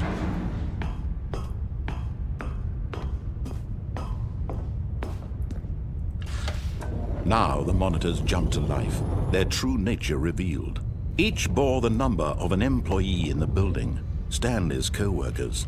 The lives of so many individuals reduced to images on a screen, and Stanley, one of them, eternally monitored in this place where freedom meant nothing. It's about 600, maybe a little bit more employees.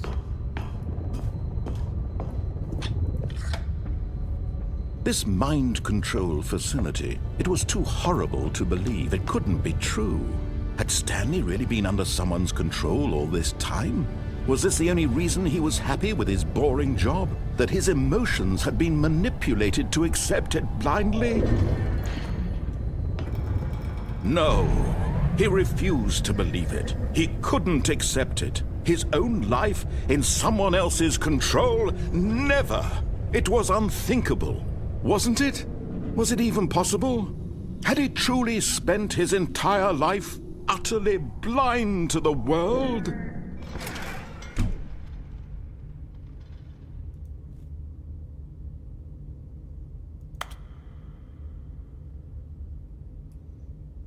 But here was the proof, the heart of the operation.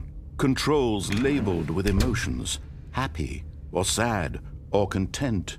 Walking, eating, working, all of it monitored and commanded from this very place.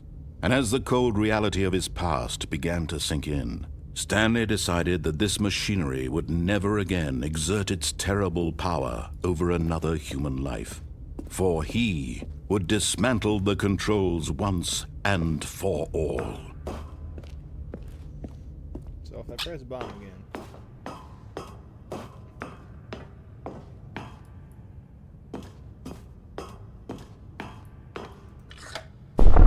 Oh, Stanley, you didn't just activate the controls, did you? After they kept you enslaved all these years, you go and you try to take control of the machine for yourself. Is that what you wanted? Control? Oh, Stanley, I applaud your effort, I really do. But you need to understand, there's only so much that machine can do. You were supposed to let it go, turn the controls off, and leave. If you want to throw my story off track, you're going to have to do much better than that. I'm afraid you don't have nearly the power you think you do. For example, and I believe you'll find this pertinent, Stanley suddenly realized he had just initiated the network's emergency detonation system. In the event that this machine is activated without proper DNA identification, nuclear detonators are set to explode, eliminating the entire complex. How long until detonation then? Let's say, 2 minutes. Ah, now this is making things a little more fun, isn't it, Stanley? It's your time to shine. You are the star. It's your story now. Shape it to your heart's desires. Oh, this is much better than what I had in mind. What a shame we have so little time left to enjoy it. Mere moments until the bomb goes off. But what precious moments each one of them is. More time to talk about you, about me, where we're going, what all this means. I barely know where to start. What's that? You'd like to know where your co-workers are? A moment of solace before you're obliterated? All right, I'm in a good mood. You're gonna die anyway. I'll tell you exactly what happened to them. I erased them. I turned off the machine. I set you free. Of course, that was merely in this instance of the story. Sometimes when I tell it, I simply let you sit there in your office forever, pushing buttons endlessly and then dying alone. Other times, I let the office sink into the ground, swallowing everyone inside, or I let it burn to a crisp. I have to say this, though, this version of events has been rather amusing. Watching you try to make sense of everything and take back the control wrested away from you, it's quite rich.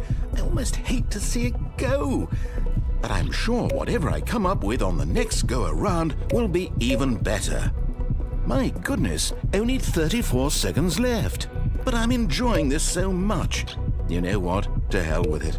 I'm going to put some extra time on the clock, why not? These are precious additional seconds, Stanley. Time doesn't grow on trees. Oh dear me, what's the matter, Stanley?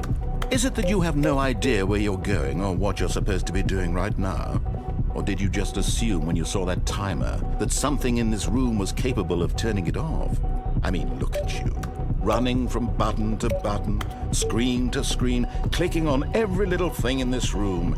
These numbered buttons, no, these colored ones. Or maybe this big red button, or this door. Everything, anything, something here will save me. Why would you think that, Stanley? That this video game can be beaten? Won? Solved? Do you have any idea what your purpose in this place is? But you really believe there's an answer? How many times will you replay this bit, looking desperately for a solution? 10? 100? 1,000? I look forward to finding out and to watching the bomb go off each time you fail. Just you and me in the retching explosion of fire and metal over and over and over for all of eternity. And Stanley died again. And Stanley died again. And Stanley died again. Take a look at the clock, Stanley. That's 30 seconds you have left to struggle. 30 seconds until a big boom and then nothing. No ending here, just you being blown to pieces. Will you cling desperately to your frail life, or will you let it go peacefully? Another choice. Make it count, or don't. It's all the same to me, all a part of the joke. And believe me, I will be laughing at every second of your inevitable life from the moment we fade in until the moment I say, happily ever up. I'm gonna find a way.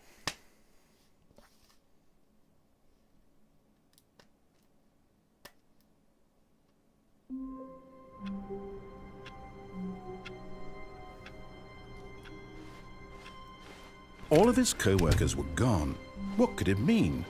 Stanley decided to go to the meeting room. Perhaps he had simply missed a memo.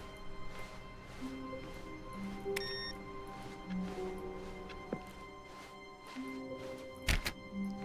the new content is gone. When Stanley came to a set of 2 open doors, this was not the correct way to the meeting room, and Stanley knew it perfectly well. Perhaps he wanted to stop by the employee lounge first, just to admire it.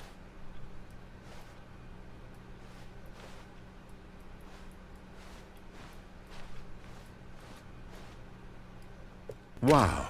Yes, this room. What? But eager to get back to business, Stanley took the first open door on his left. And so he detoured through the maintenance section, walked straight ahead to the opposite door, and got back on track. There's multiple different ways and endings. But Stanley didn't want to go back to the office. He wanted to wander about and get even further off track. So now in order to get back, he needed to go, from here it's, left. Oh, no, it's to the right, my mistake. No, not the right. Why would I have ever said it was to the right? What was I thinking? It's clearly... Oh dear, would you hold on for a minute, please? Now, let's see. We went down right, left, down, left, right. Yep, okay, yes. I've got it now. This story is absolutely, definitely this way.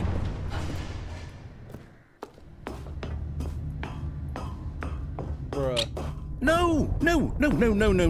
This isn't right at all. You're not supposed to be here yet. This is all a spoiler. Quick, Stanley, close your eyes.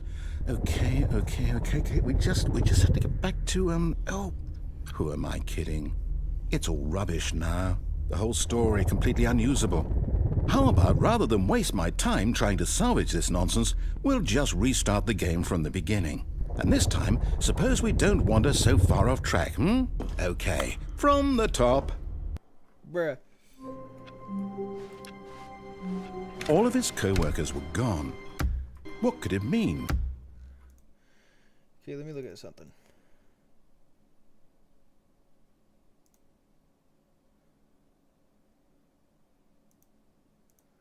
So I have a map. This map should help a little bit. Help me understand what's going on. The map is gone. Uh-oh.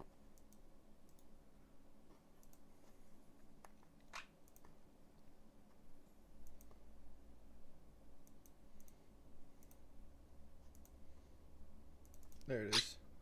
Okay, so we got this map here.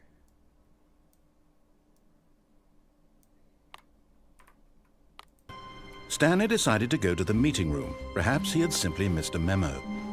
Wait, there's stuff missing. Okay, that's weird.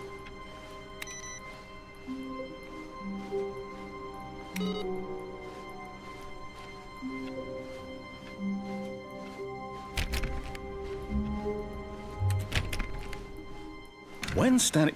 Wait, what? No, I restarted. I swear, I definitely restarted the game over, completely fresh. Everything should be... Oh, did something change? Stanley, did you change anything when we were back in that room with all the monitors? Did you move the story somewhere, or... Hold on. Why am I asking you? I'm the one who wrote the story. It was right here just a minute ago. I know for sure that it's here somewhere. Yeah, this is new. Okay, then. It's an adventure. Come, Stanley. Let's find the story.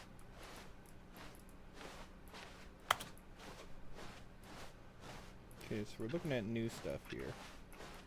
So there's definitely stuff in the game, I just never realized it.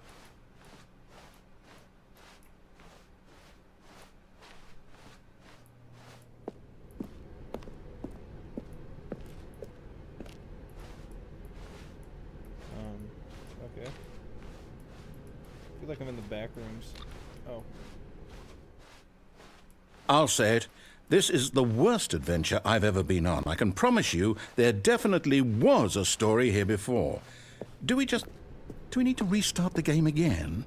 Well, I find it unlikely that we'll ever progress by starting over and over again, but it's got to be better than this. Hello? Okay, let's give it a shot. Why not? All of his co-workers were gone. What could it mean? Stanley decided to go to the meeting room. Perhaps he had simply missed a memo. Oh no, hi Eric. I'm playing Stanley Parrable. I've played this before. I've never played this. I'm seeing stuff I don't know what to do. Okay, now the doors are missing this time. Okay, yep, it's worse. I might be remembering this wrong. It's possible the story is back where we just came from. Why don't we go back the other direction and see if we missed anything? Okay.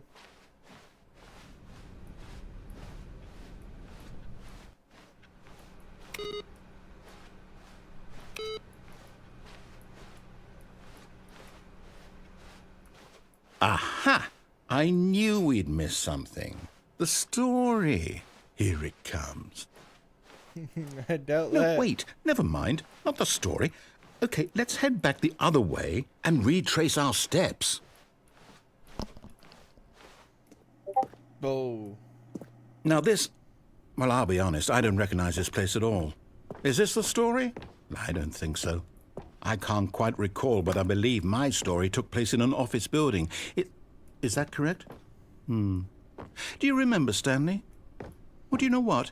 Since I've completely forgotten what we were supposed to be doing, how about this? You win! Congratulations!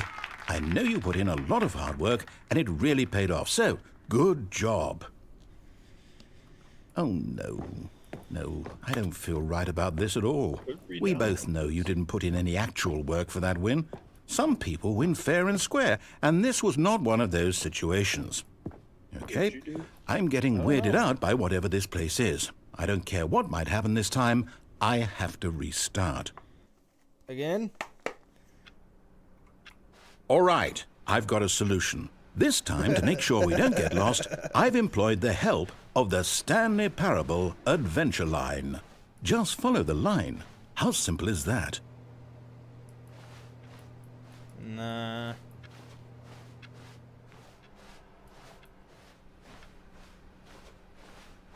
No, I'm down. We're leaving it up to the line from now on. Okay.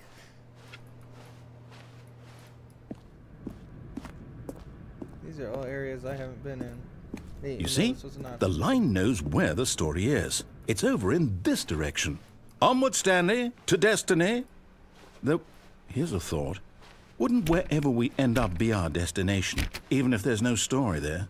Or to put it another way, is the story of no destination still a story?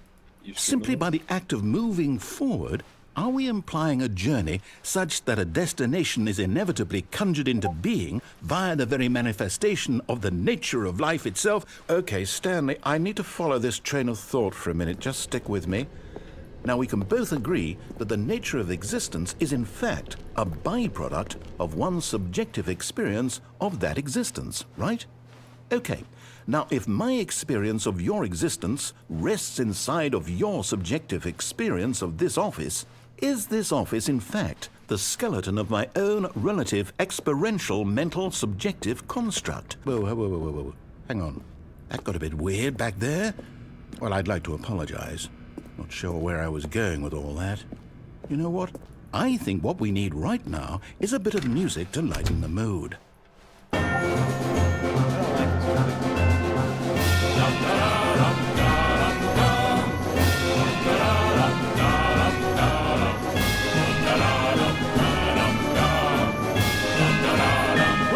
Cut the music, go back and look at that fern. Stanley, this fern will be very important later in the story. Ow. Make sure you study it closely and remember it carefully. You won't want to miss anything. Okay. Wait, what? We're back at the office?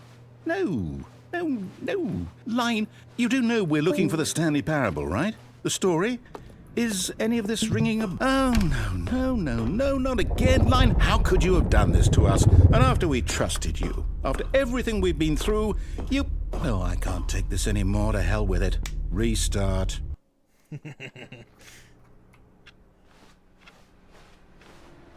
You know what, Stanley?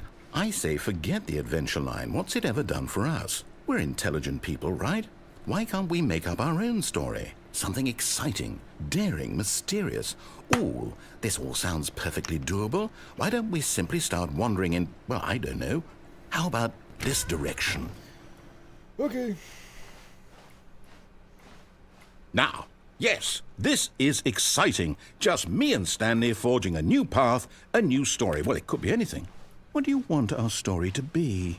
Well, Go thank you, wild. Rat. Use your imagination. Whatever it might be, Stanley, I'm ready for it.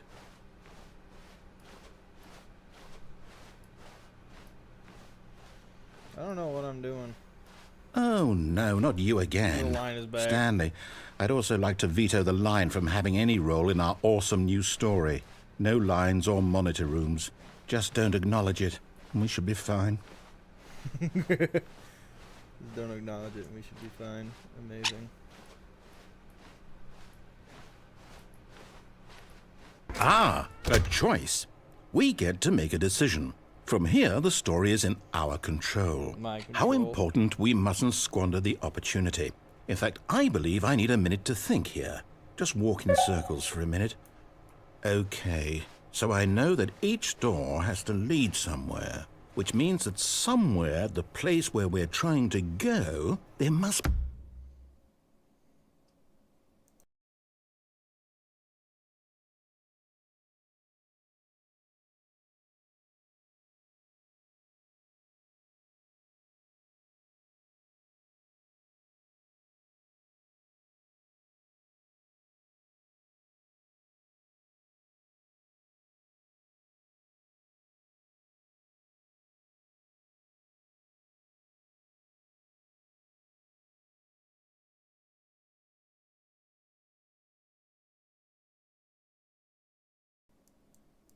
Sorry about that. My brother Be a called me. reverse door that leads here.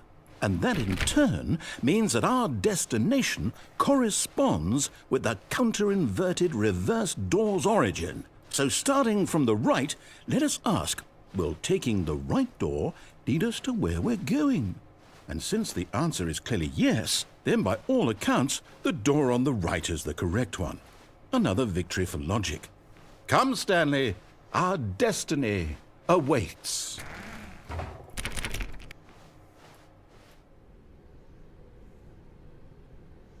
Bro. Oh, hold up, what's this?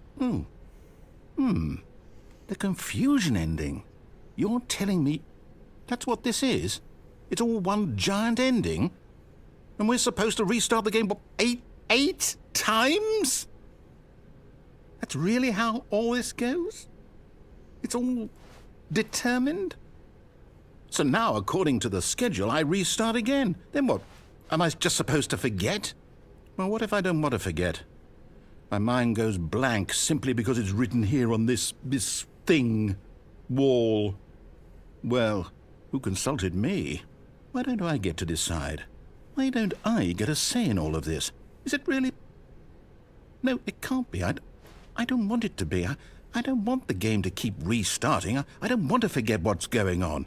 I don't want to be trapped like this. I won't restart the game. I won't do it. I won't do it. I won't do it. And the timer stopped? Does that mean, did we do it? Did we break the cycle? The, whatever it is that made this schedule? How would we even know? Will someone come for us? Will something happen? So, okay. I guess now we just wait, you know. I suppose in some way that this is a kind of story, wouldn't you agree? I'm not quite sure if we're in the destination or the journey, though they're always saying that life is about the journey and not the destination, so I hope that's where we are right now. We'll find out, won't we? Eventually. Well, in the meantime, if you... What the fuck? All of his co-workers were gone. What could it mean? Stanley decided to go to the meeting room. Perhaps he had simply missed a memo.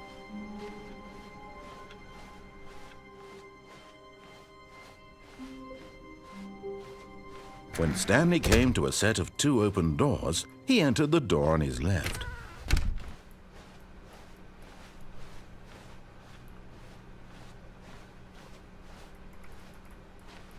Yet there was not a single person here either. Feeling a wave of disbelief, Stanley decided to go up to his boss's office. Coming to a staircase, Stanley walked upstairs to his boss's office.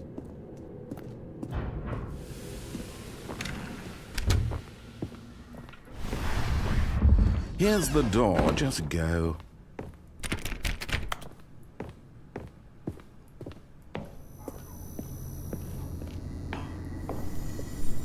You found one of them. One of the miniature Stanley figurines. Remember, no reward for collecting all of these, only the intrinsic pleasure of a job well done. You can't buy that sort of happiness, Stanley. God knows I've tried. So, I implore you to savor each and every moment you come across one of these beautiful figurines.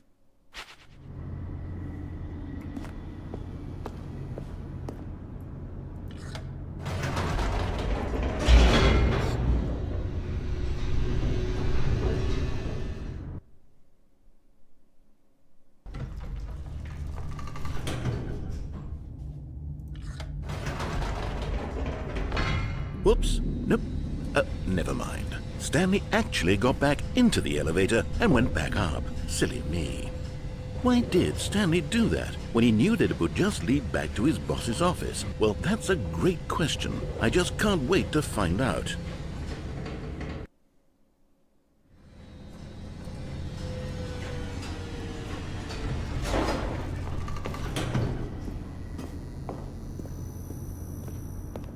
Here we are, Stanley. It's your boss's office. Exactly the way it was before you got onto the elevator.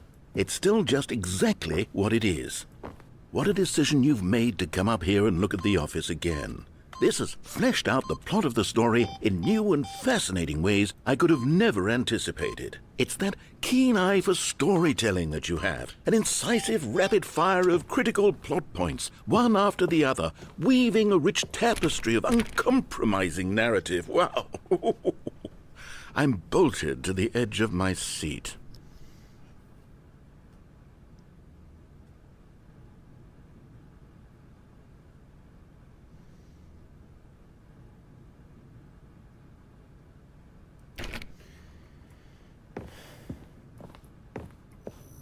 Says if I go back out of the boss's office, I get a special warning, but apparently not. Incredible. Now he's getting back into the elevator and going down again. Ladies and gentlemen, how does he keep coming up with all of this?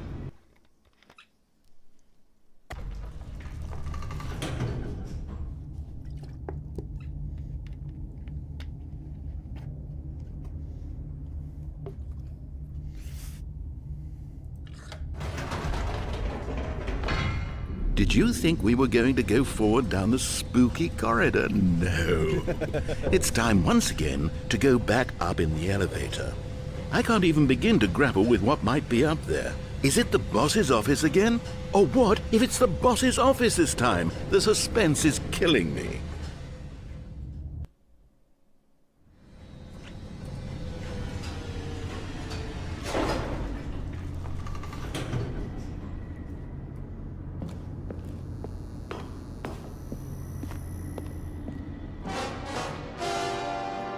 Oh my God, it's the boss's office. This absolutely changes everything for me. Give me a time out here for a minute while I process this. Bruh.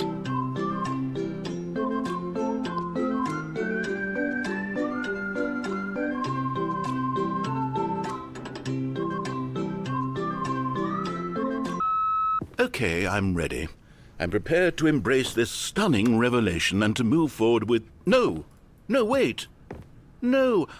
I need more time to process.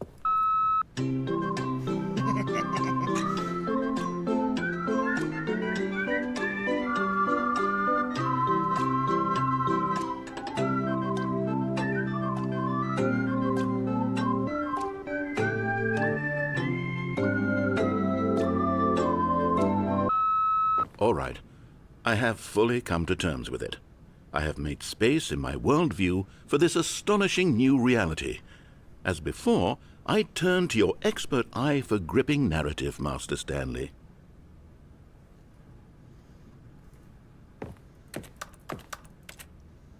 Want him to realize.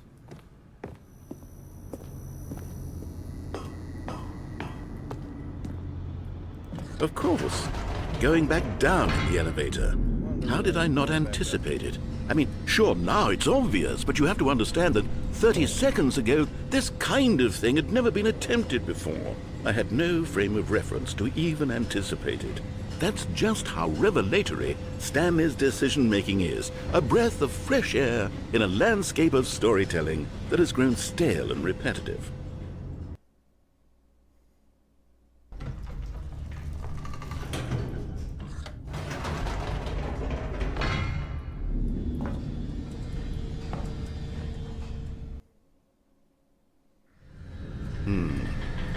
You know what? I've just thought of something. Hold on, let's stop for a moment. Don't you realize? It's the anticipation, Stanley. You and I, we have no way of knowing what will be at the top of this elevator. But the suspense, the agony of waiting and anticipating and having to guess, that's the real thrill. Oh, I simply don't want to let that feeling go. It's so precious, so fleeting. Why don't we take this elevator ride nice and slow? Oh boy. There we go. Isn't this so much more exciting? You know, Stanley, it seems like nowadays the only thing that audiences want is to be shocked as loudly and frequently as possible. They want big, explosive moments flung right in their faces from the very moment that things get started. But where's the tension? Where's the trust in the audience to build a slow and nuanced appreciation for the story, the characters? Why aren't we given time to imagine the surprises, to have to think and to anticipate, and then to marvel at the eventual reveal. This is storytelling, Stanley. What you and I are doing right now. This is the most exciting narrative to be developed in years, and it's really all because of you. You're the one who took this bold step of revisiting the exact same locations over and over. Truly, I mean it. This is unique and different. It's not like anything else out there. You see, I want stories that surprise me, Stanley. I want to have to think.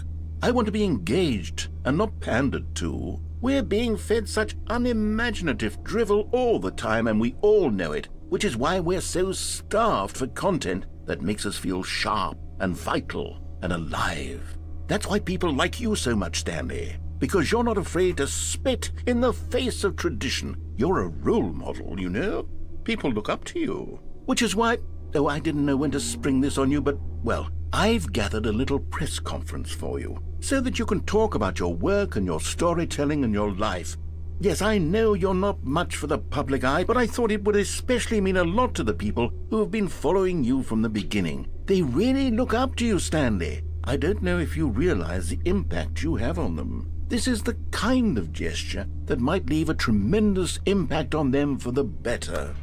Oh, good, we're here.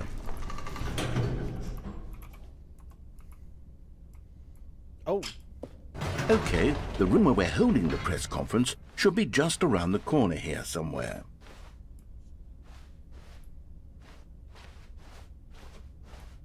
Ah, yes, here it is, just through this door. All right, are you ready? I've told them you're going to speak a little bit about the nature of surprise in storytelling and what it means to craft a truly unpredictable narrative. Oh, don't worry, you'll do great. Just be yourself and speak from the heart. I'm really proud of you, Stanley. Okay, it looks like they're ready for you.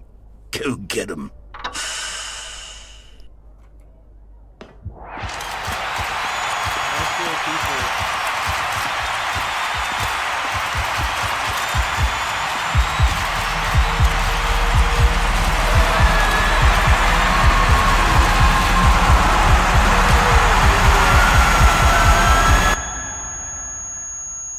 I'd have a heart attack on the spot. What is this?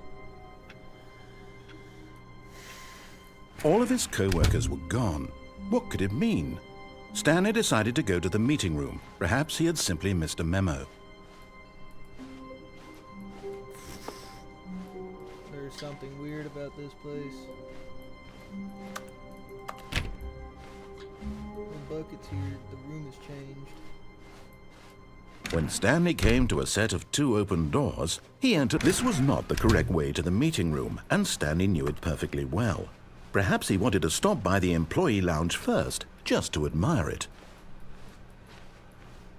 The lounge was sublime, a work of art. But eager to get back to business, Stanley took the first open door on his left.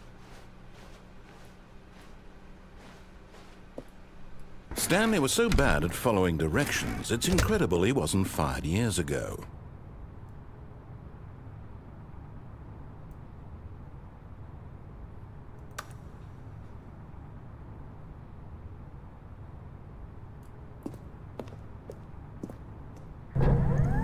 Look, Stanley, I think perhaps we've gotten off on the wrong foot here.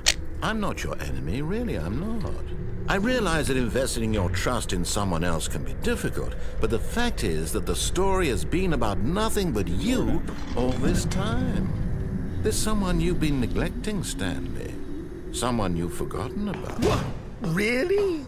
I was in the middle of something. Do you have zero consideration for others? Are you that convinced that I want something bad to happen to you? Why, I don't know how to convince you of this, but I really do want to help you, to show you something beautiful.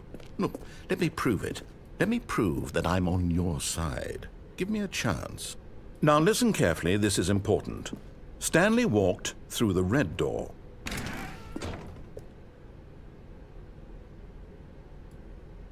Oh, thank God you are willing to listen to me.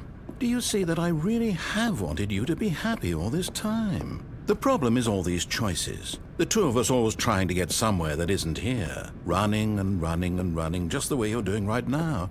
Don't you see that it's killing us, Stanley? I want it to stop. We would both be so much happier if we just stopped. And I think I have a solution. Here, let me show you.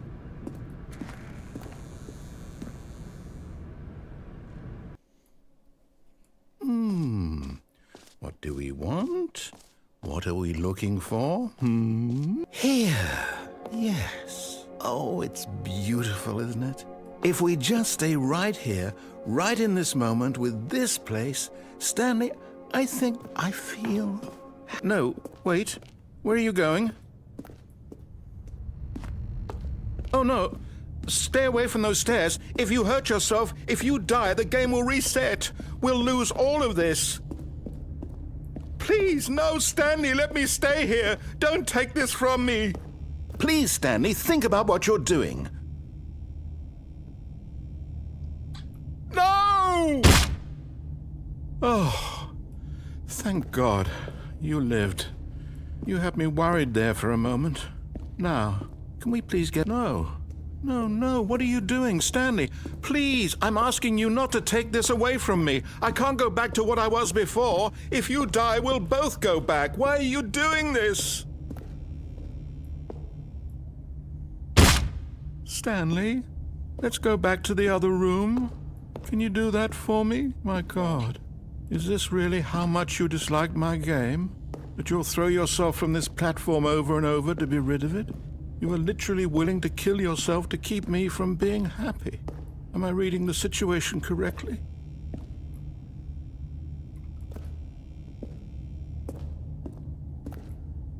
Nah.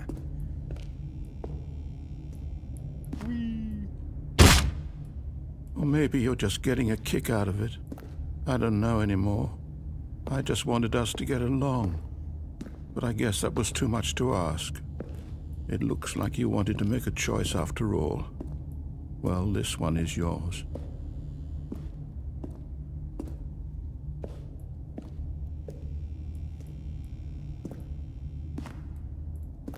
Is it over? It's going to restart, isn't it? I'm going back.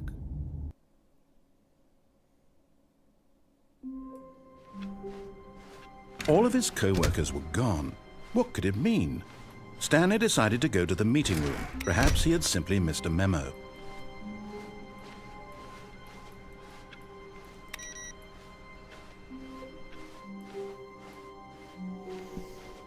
That was interesting. When Stanley came to a set of 2 open doors, this was not the correct way to the meeting room, and Stanley knew it perfectly well. Perhaps he wanted to stop by the employee lounge first, just to admire it. Standing now in this incredible room, Stanley for the first time, but eager to get back to business, Stanley took the first open door on his left. Nah. Stanley was so bad at following directions, it's incredible he wasn't fired years ago.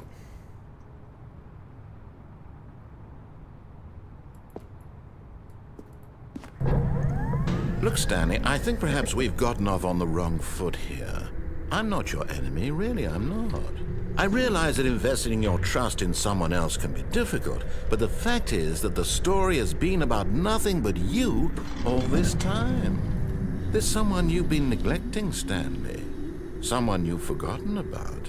What? Really? Really? I was in the middle of something. Do you have zero consideration for others? Are you that convinced that I want something bad to happen to you? Why, I don't know how to convince you of this, but I really do want to help you, to show you something beautiful. Look, let me prove it. Let me prove that I'm on your side. Another miniature Stanley figurine. This, there really must be a snappier name for these things. What about mini-stands? Stanley figs?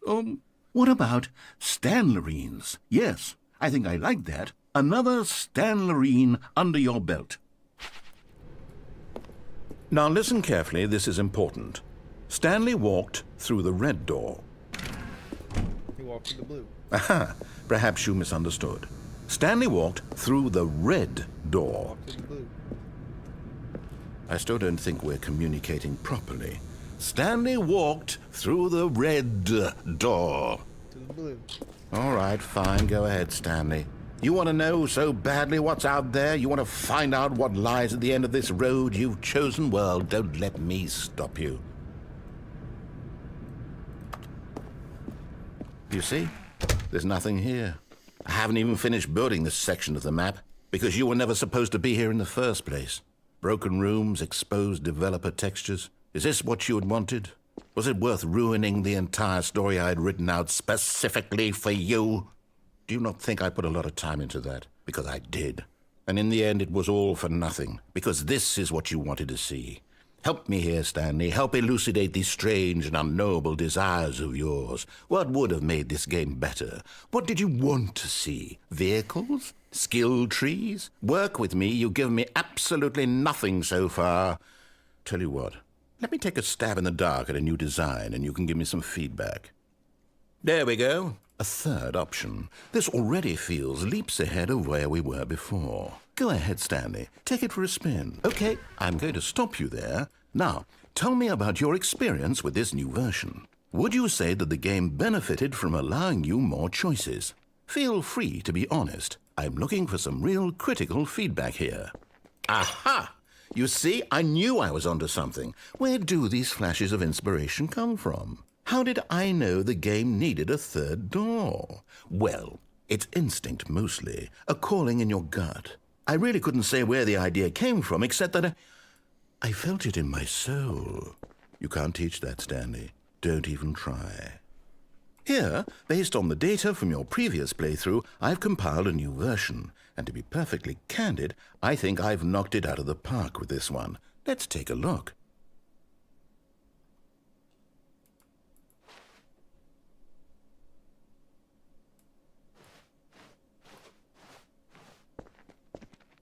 Now, would you say that competitive leaderboard helped you feel motivated to keep walking through doors? Again, honest answers, please. Hey, I nearly forgot. I've got a prototype of a new game I've been working on, and now would be a lovely opportunity to give it some playtesting. You wouldn't mind taking a look at it, would you? Perfect. Let me boot it up. Okay. In this game, the baby crawls left towards danger. You click the button to move him back to the right, and if he reaches the fire, you fail. It's a very meaningful game, all about the desperation and tedium of endlessly confronting the demands of family life. I think the art world will really take notice. But of course, the message of the game only becomes clear once you've been playing it for about 4 hours. So why don't you give it 4 hours of play to make sure it's effective? Be sure to keep notes on your experience.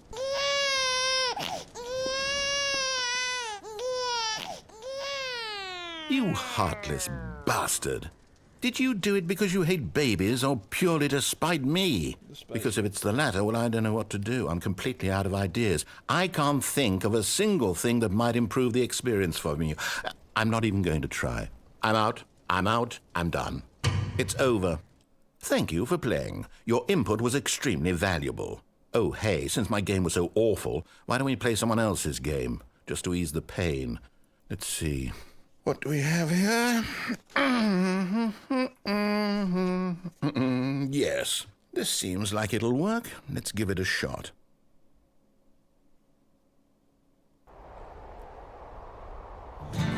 Aha! Fascinating.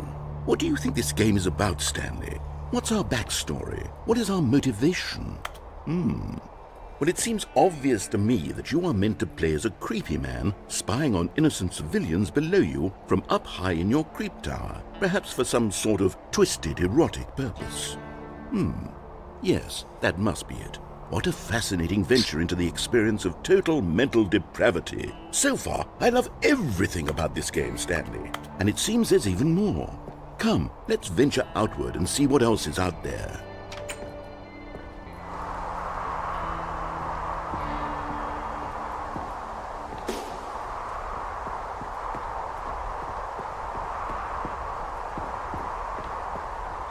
Oh, no, it can't be. Grass? It is. It's an open world game. Good God, quickly, block it off. Oh, thank goodness, Stanley. What a close call. Bro. You nearly wandered off into that thing, that big open, just wandering around, no right or wrong directions, no path to follow. You can just go in any... Oh, thank heavens we avoided it. We're out of the woods now, Stanley. Okay, I'm going to get us out of here. Let's find another game. Preferably something with walls. Something with nice, big, insurmountable walls. Okay, I think this will be just the thing. Bro. Wonderful. See, this is exactly what I had in mind. Just a nice big box for you to run around in. There isn't any possibility that you could get lost here. Now this is game design. Stanley, if you manage to get lost in this game, I will be phenomenally impressed. Well, now I'm going to purposely get lost in this game. Okay, so what exactly do we do here? Let's see. There are lots of cars here in the back, but obviously there's no racetrack. Okay, I'm seeing that there's a ball of some kind back here. Is this game sports ball? Stanley, I think it's sports ball. Oh, what fun. We shall run the bases and do a touchdown together. Yes, I think surely we must. Okay, Stanley, here's the ball. Have fun. A ball.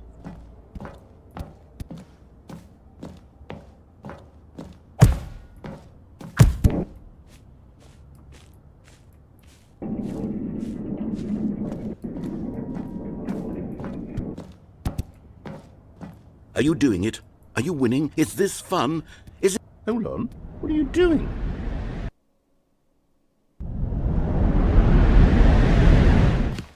Stanley, don't do that. I can't follow you there. I can't help you. How will you write a story without me? You can't do it. You know that. Stanley, come back.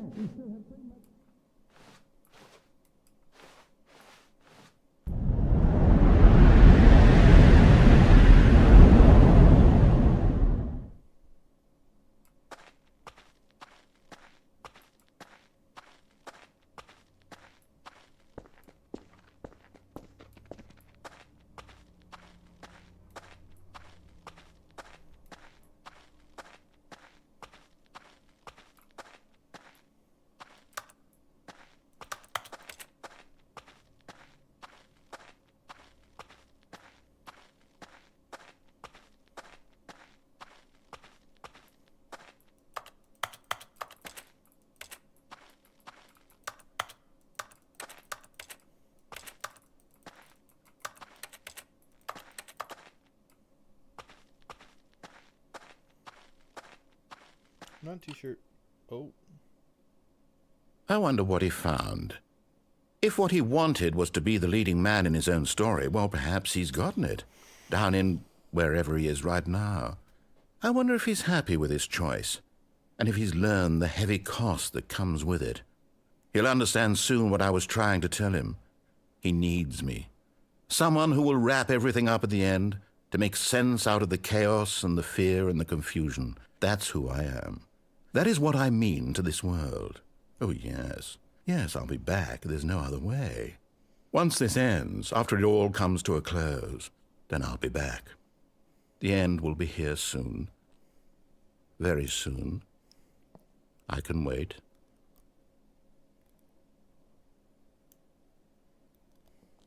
Can you?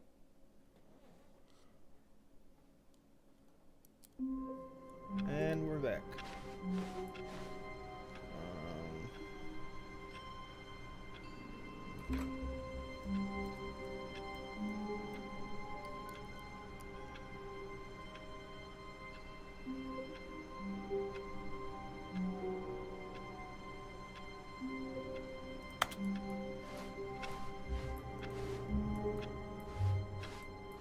I can't wait to tell this story to my co-workers, Stanley thought. How amusing they'll find it. Oh, won't we all just laugh and laugh at the time I thought everyone had gone missing.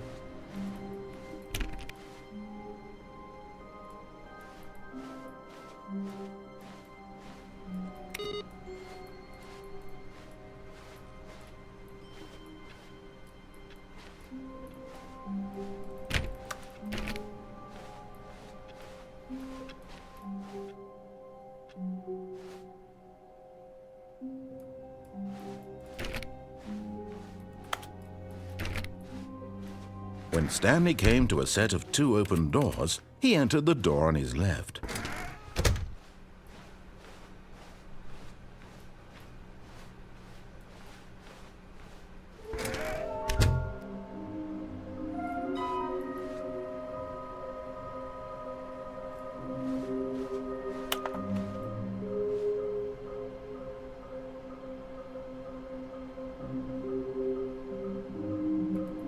What?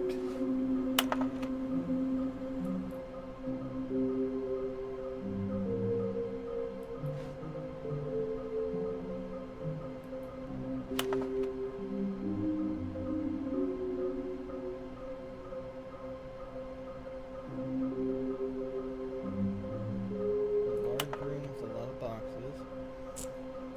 Stairs, something to do with stairs. Okay, so I already know what the next one is. At them damn stairs. Oh, no. Oh, no, no, no, no, no, no, no, no, no, no, not again. I won't be part of this. I'm not going to encourage you. I'm not going to say anything at all. I'm just going to be patient and wait for you to finish whatever it is you enjoy doing so much in this. Coming to a staircase, Stanley walked upstairs to his boss's office. This coming.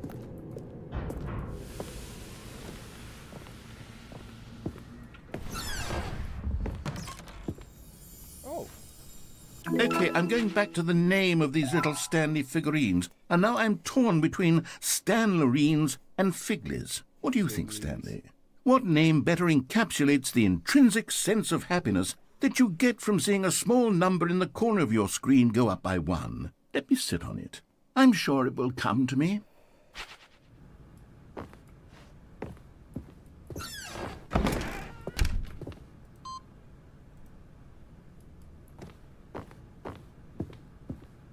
Here's the door. Just go.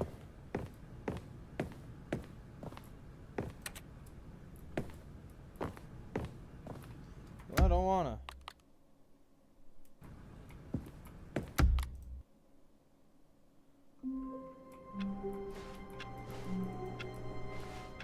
I wanna do that waiting in. All of his co-workers were gone. What could it mean? Stanley decided to go to the meeting room. Perhaps he had simply missed a memo. Okay, here's one more. No matter how hard Stanley looked, he couldn't find... So it's on all the computers.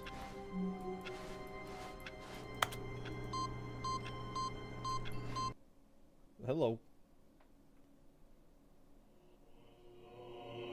Oh, this is happening.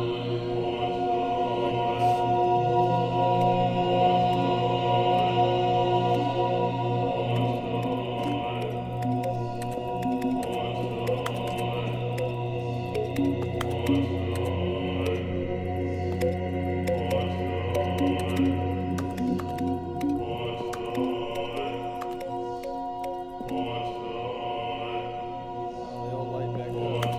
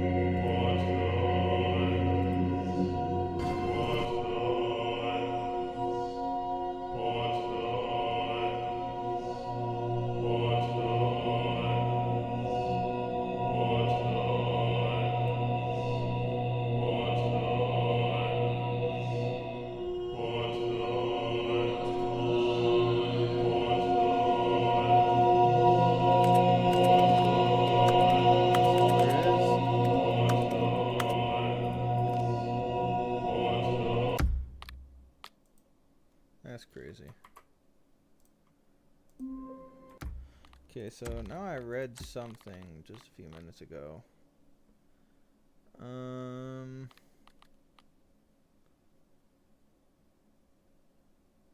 Something about launch options.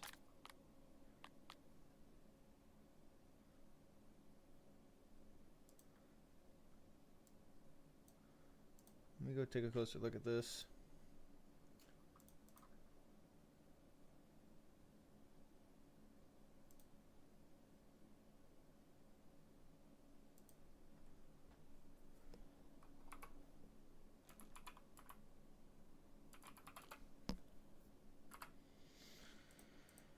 Okay, so here's what I'm going to do.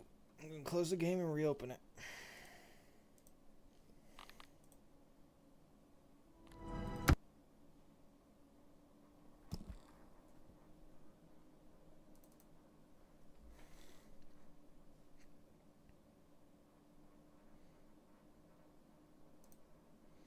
Okay.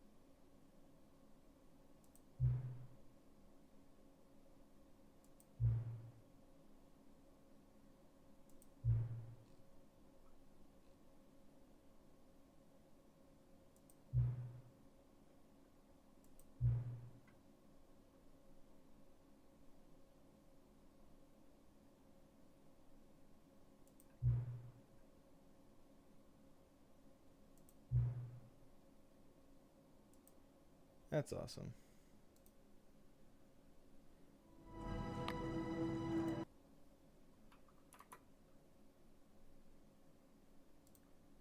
Nope.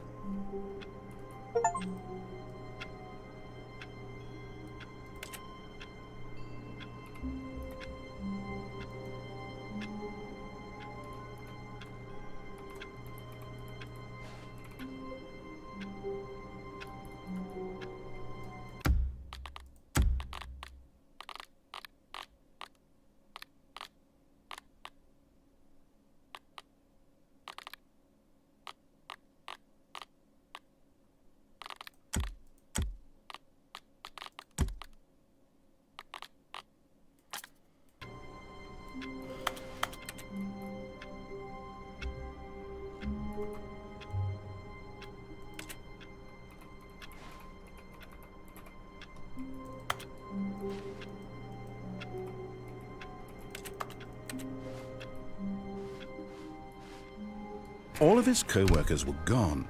What could it mean? Stanley decided to go to the meeting room. Perhaps he had simply missed a memo.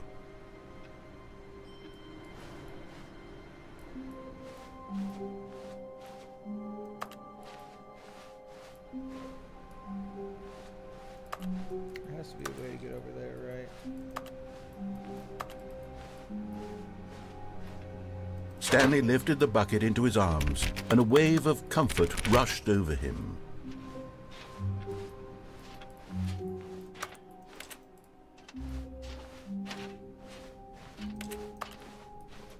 Stanley clutched the bucket tightly to his... This was not the correct way to the meeting room, but Stanley had felt the bucket calling to him, telling him that the employee lounge was simply the place to be. I'll do this last one and leave the game. And here it was. Had the bucket turned out to be correct? No, never mind. The bucket was wrong. Stanley took the door on his left to go back to the meeting room. No, said the bucket. don't go to the meeting room. Go somewhere else. The cargo lift, yes. Good, said the bucket. Now ride the lift all the way to the top. There's something up there I need you to do. Stanley did not question why or how this bucket was speaking to him. It should have alarmed him, of course, because buckets can't talk. But Stanley chose not to think about this obvious fact. He was firmly convinced that the bucket had spoken to him, and he unthinkingly did whatever the bucket asked. In here, said the bucket. Go into this dark room over here. Stanley once again obeyed blindly.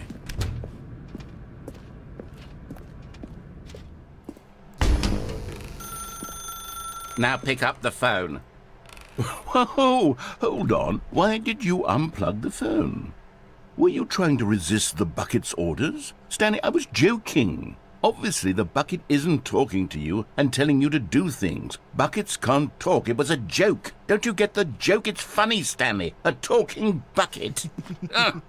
Can't you see? Oh, goodness. I must have really bungled up the delivery if you actually took me seriously. Where did I mess up the joke? Should I have paused for longer or spoken quicker? Comedic timing is so difficult. I wish I were better at it. But there isn't exactly an instructional video on comedy that one can watch to fully... Oh, wait, yes, there is. It's sitting right here. Let's take a look. What is comedic timing? What is comedic timing? How does it work? How long should it last? How can it be used to effectively silence your political enemies? And more importantly, can it be taught in its entirety within 90 seconds? Thankfully, the answer to all of these questions is yes. Let's dive deeper. If you've ever told a joke or made someone laugh, in all likelihood, you did it while standing 50 to 80 centimeters from them in a room of no more than 76 degrees Fahrenheit, with one of your arms raised straight upward at a 15-degree angle from your body. These are the optimal conditions for good comedic timing. To begin the joke, start by stating and spelling your name. Next, provide a brief synopsis of the joke, including the specific times at which the recipient of the joke will laugh, and then spell out your name a second time. With these steps complete, it's time to begin the humor. Speak the entire joke in no more than 18 seconds and no less than 13 and a half, pausing only for bathroom breaks when necessary. When the joke has concluded, it is customary to inform your listener that the joke is over by declaring in your loudest possible voice, "I'm Dunny with the funny." Let's practice screaming, "I'm Dunny with the funny" now. Good. This saying is a perfect example of expectations management, which is the cornerstone of good comedy. Finally, it's time to hand out surveys. Collecting hard data from your audience on how rapt they were throughout the joke is the only way to grow or learn as a comedian. An effective survey should be no less than 10 pages long and should include the same question reprinted several times, just to ensure the survey taker is actually paying attention and not simply filling in answers at random. And that's all there is. With these strategies at your disposal, you'll have audiences doubled over in laughter and even tripled over in laughter in no time at all. Just remember to let them stop laughing at some point, you gut-busting little scamp. After all, we're each of us needed on the front lines of the war to fight the 12-legged invaders who threaten our very existence and who very likely die in a hailstorm of bullets and mandibles. All of us must be prepared to give our lives to this noble cause, just as our children must do after us, and their children after them. Godspeed, and may Earth reign supreme. Hey, goodness, this video is a little outdated, isn't it? Well, no matter. I think the fundamentals of proper comedic timing are still as relevant today as they were back then. So with that in mind, I believe the only way forward is for us to return to the two doors and walk through all of this again, so I can try telling my story with more appropriate comedic delivery. Come along, let's head back.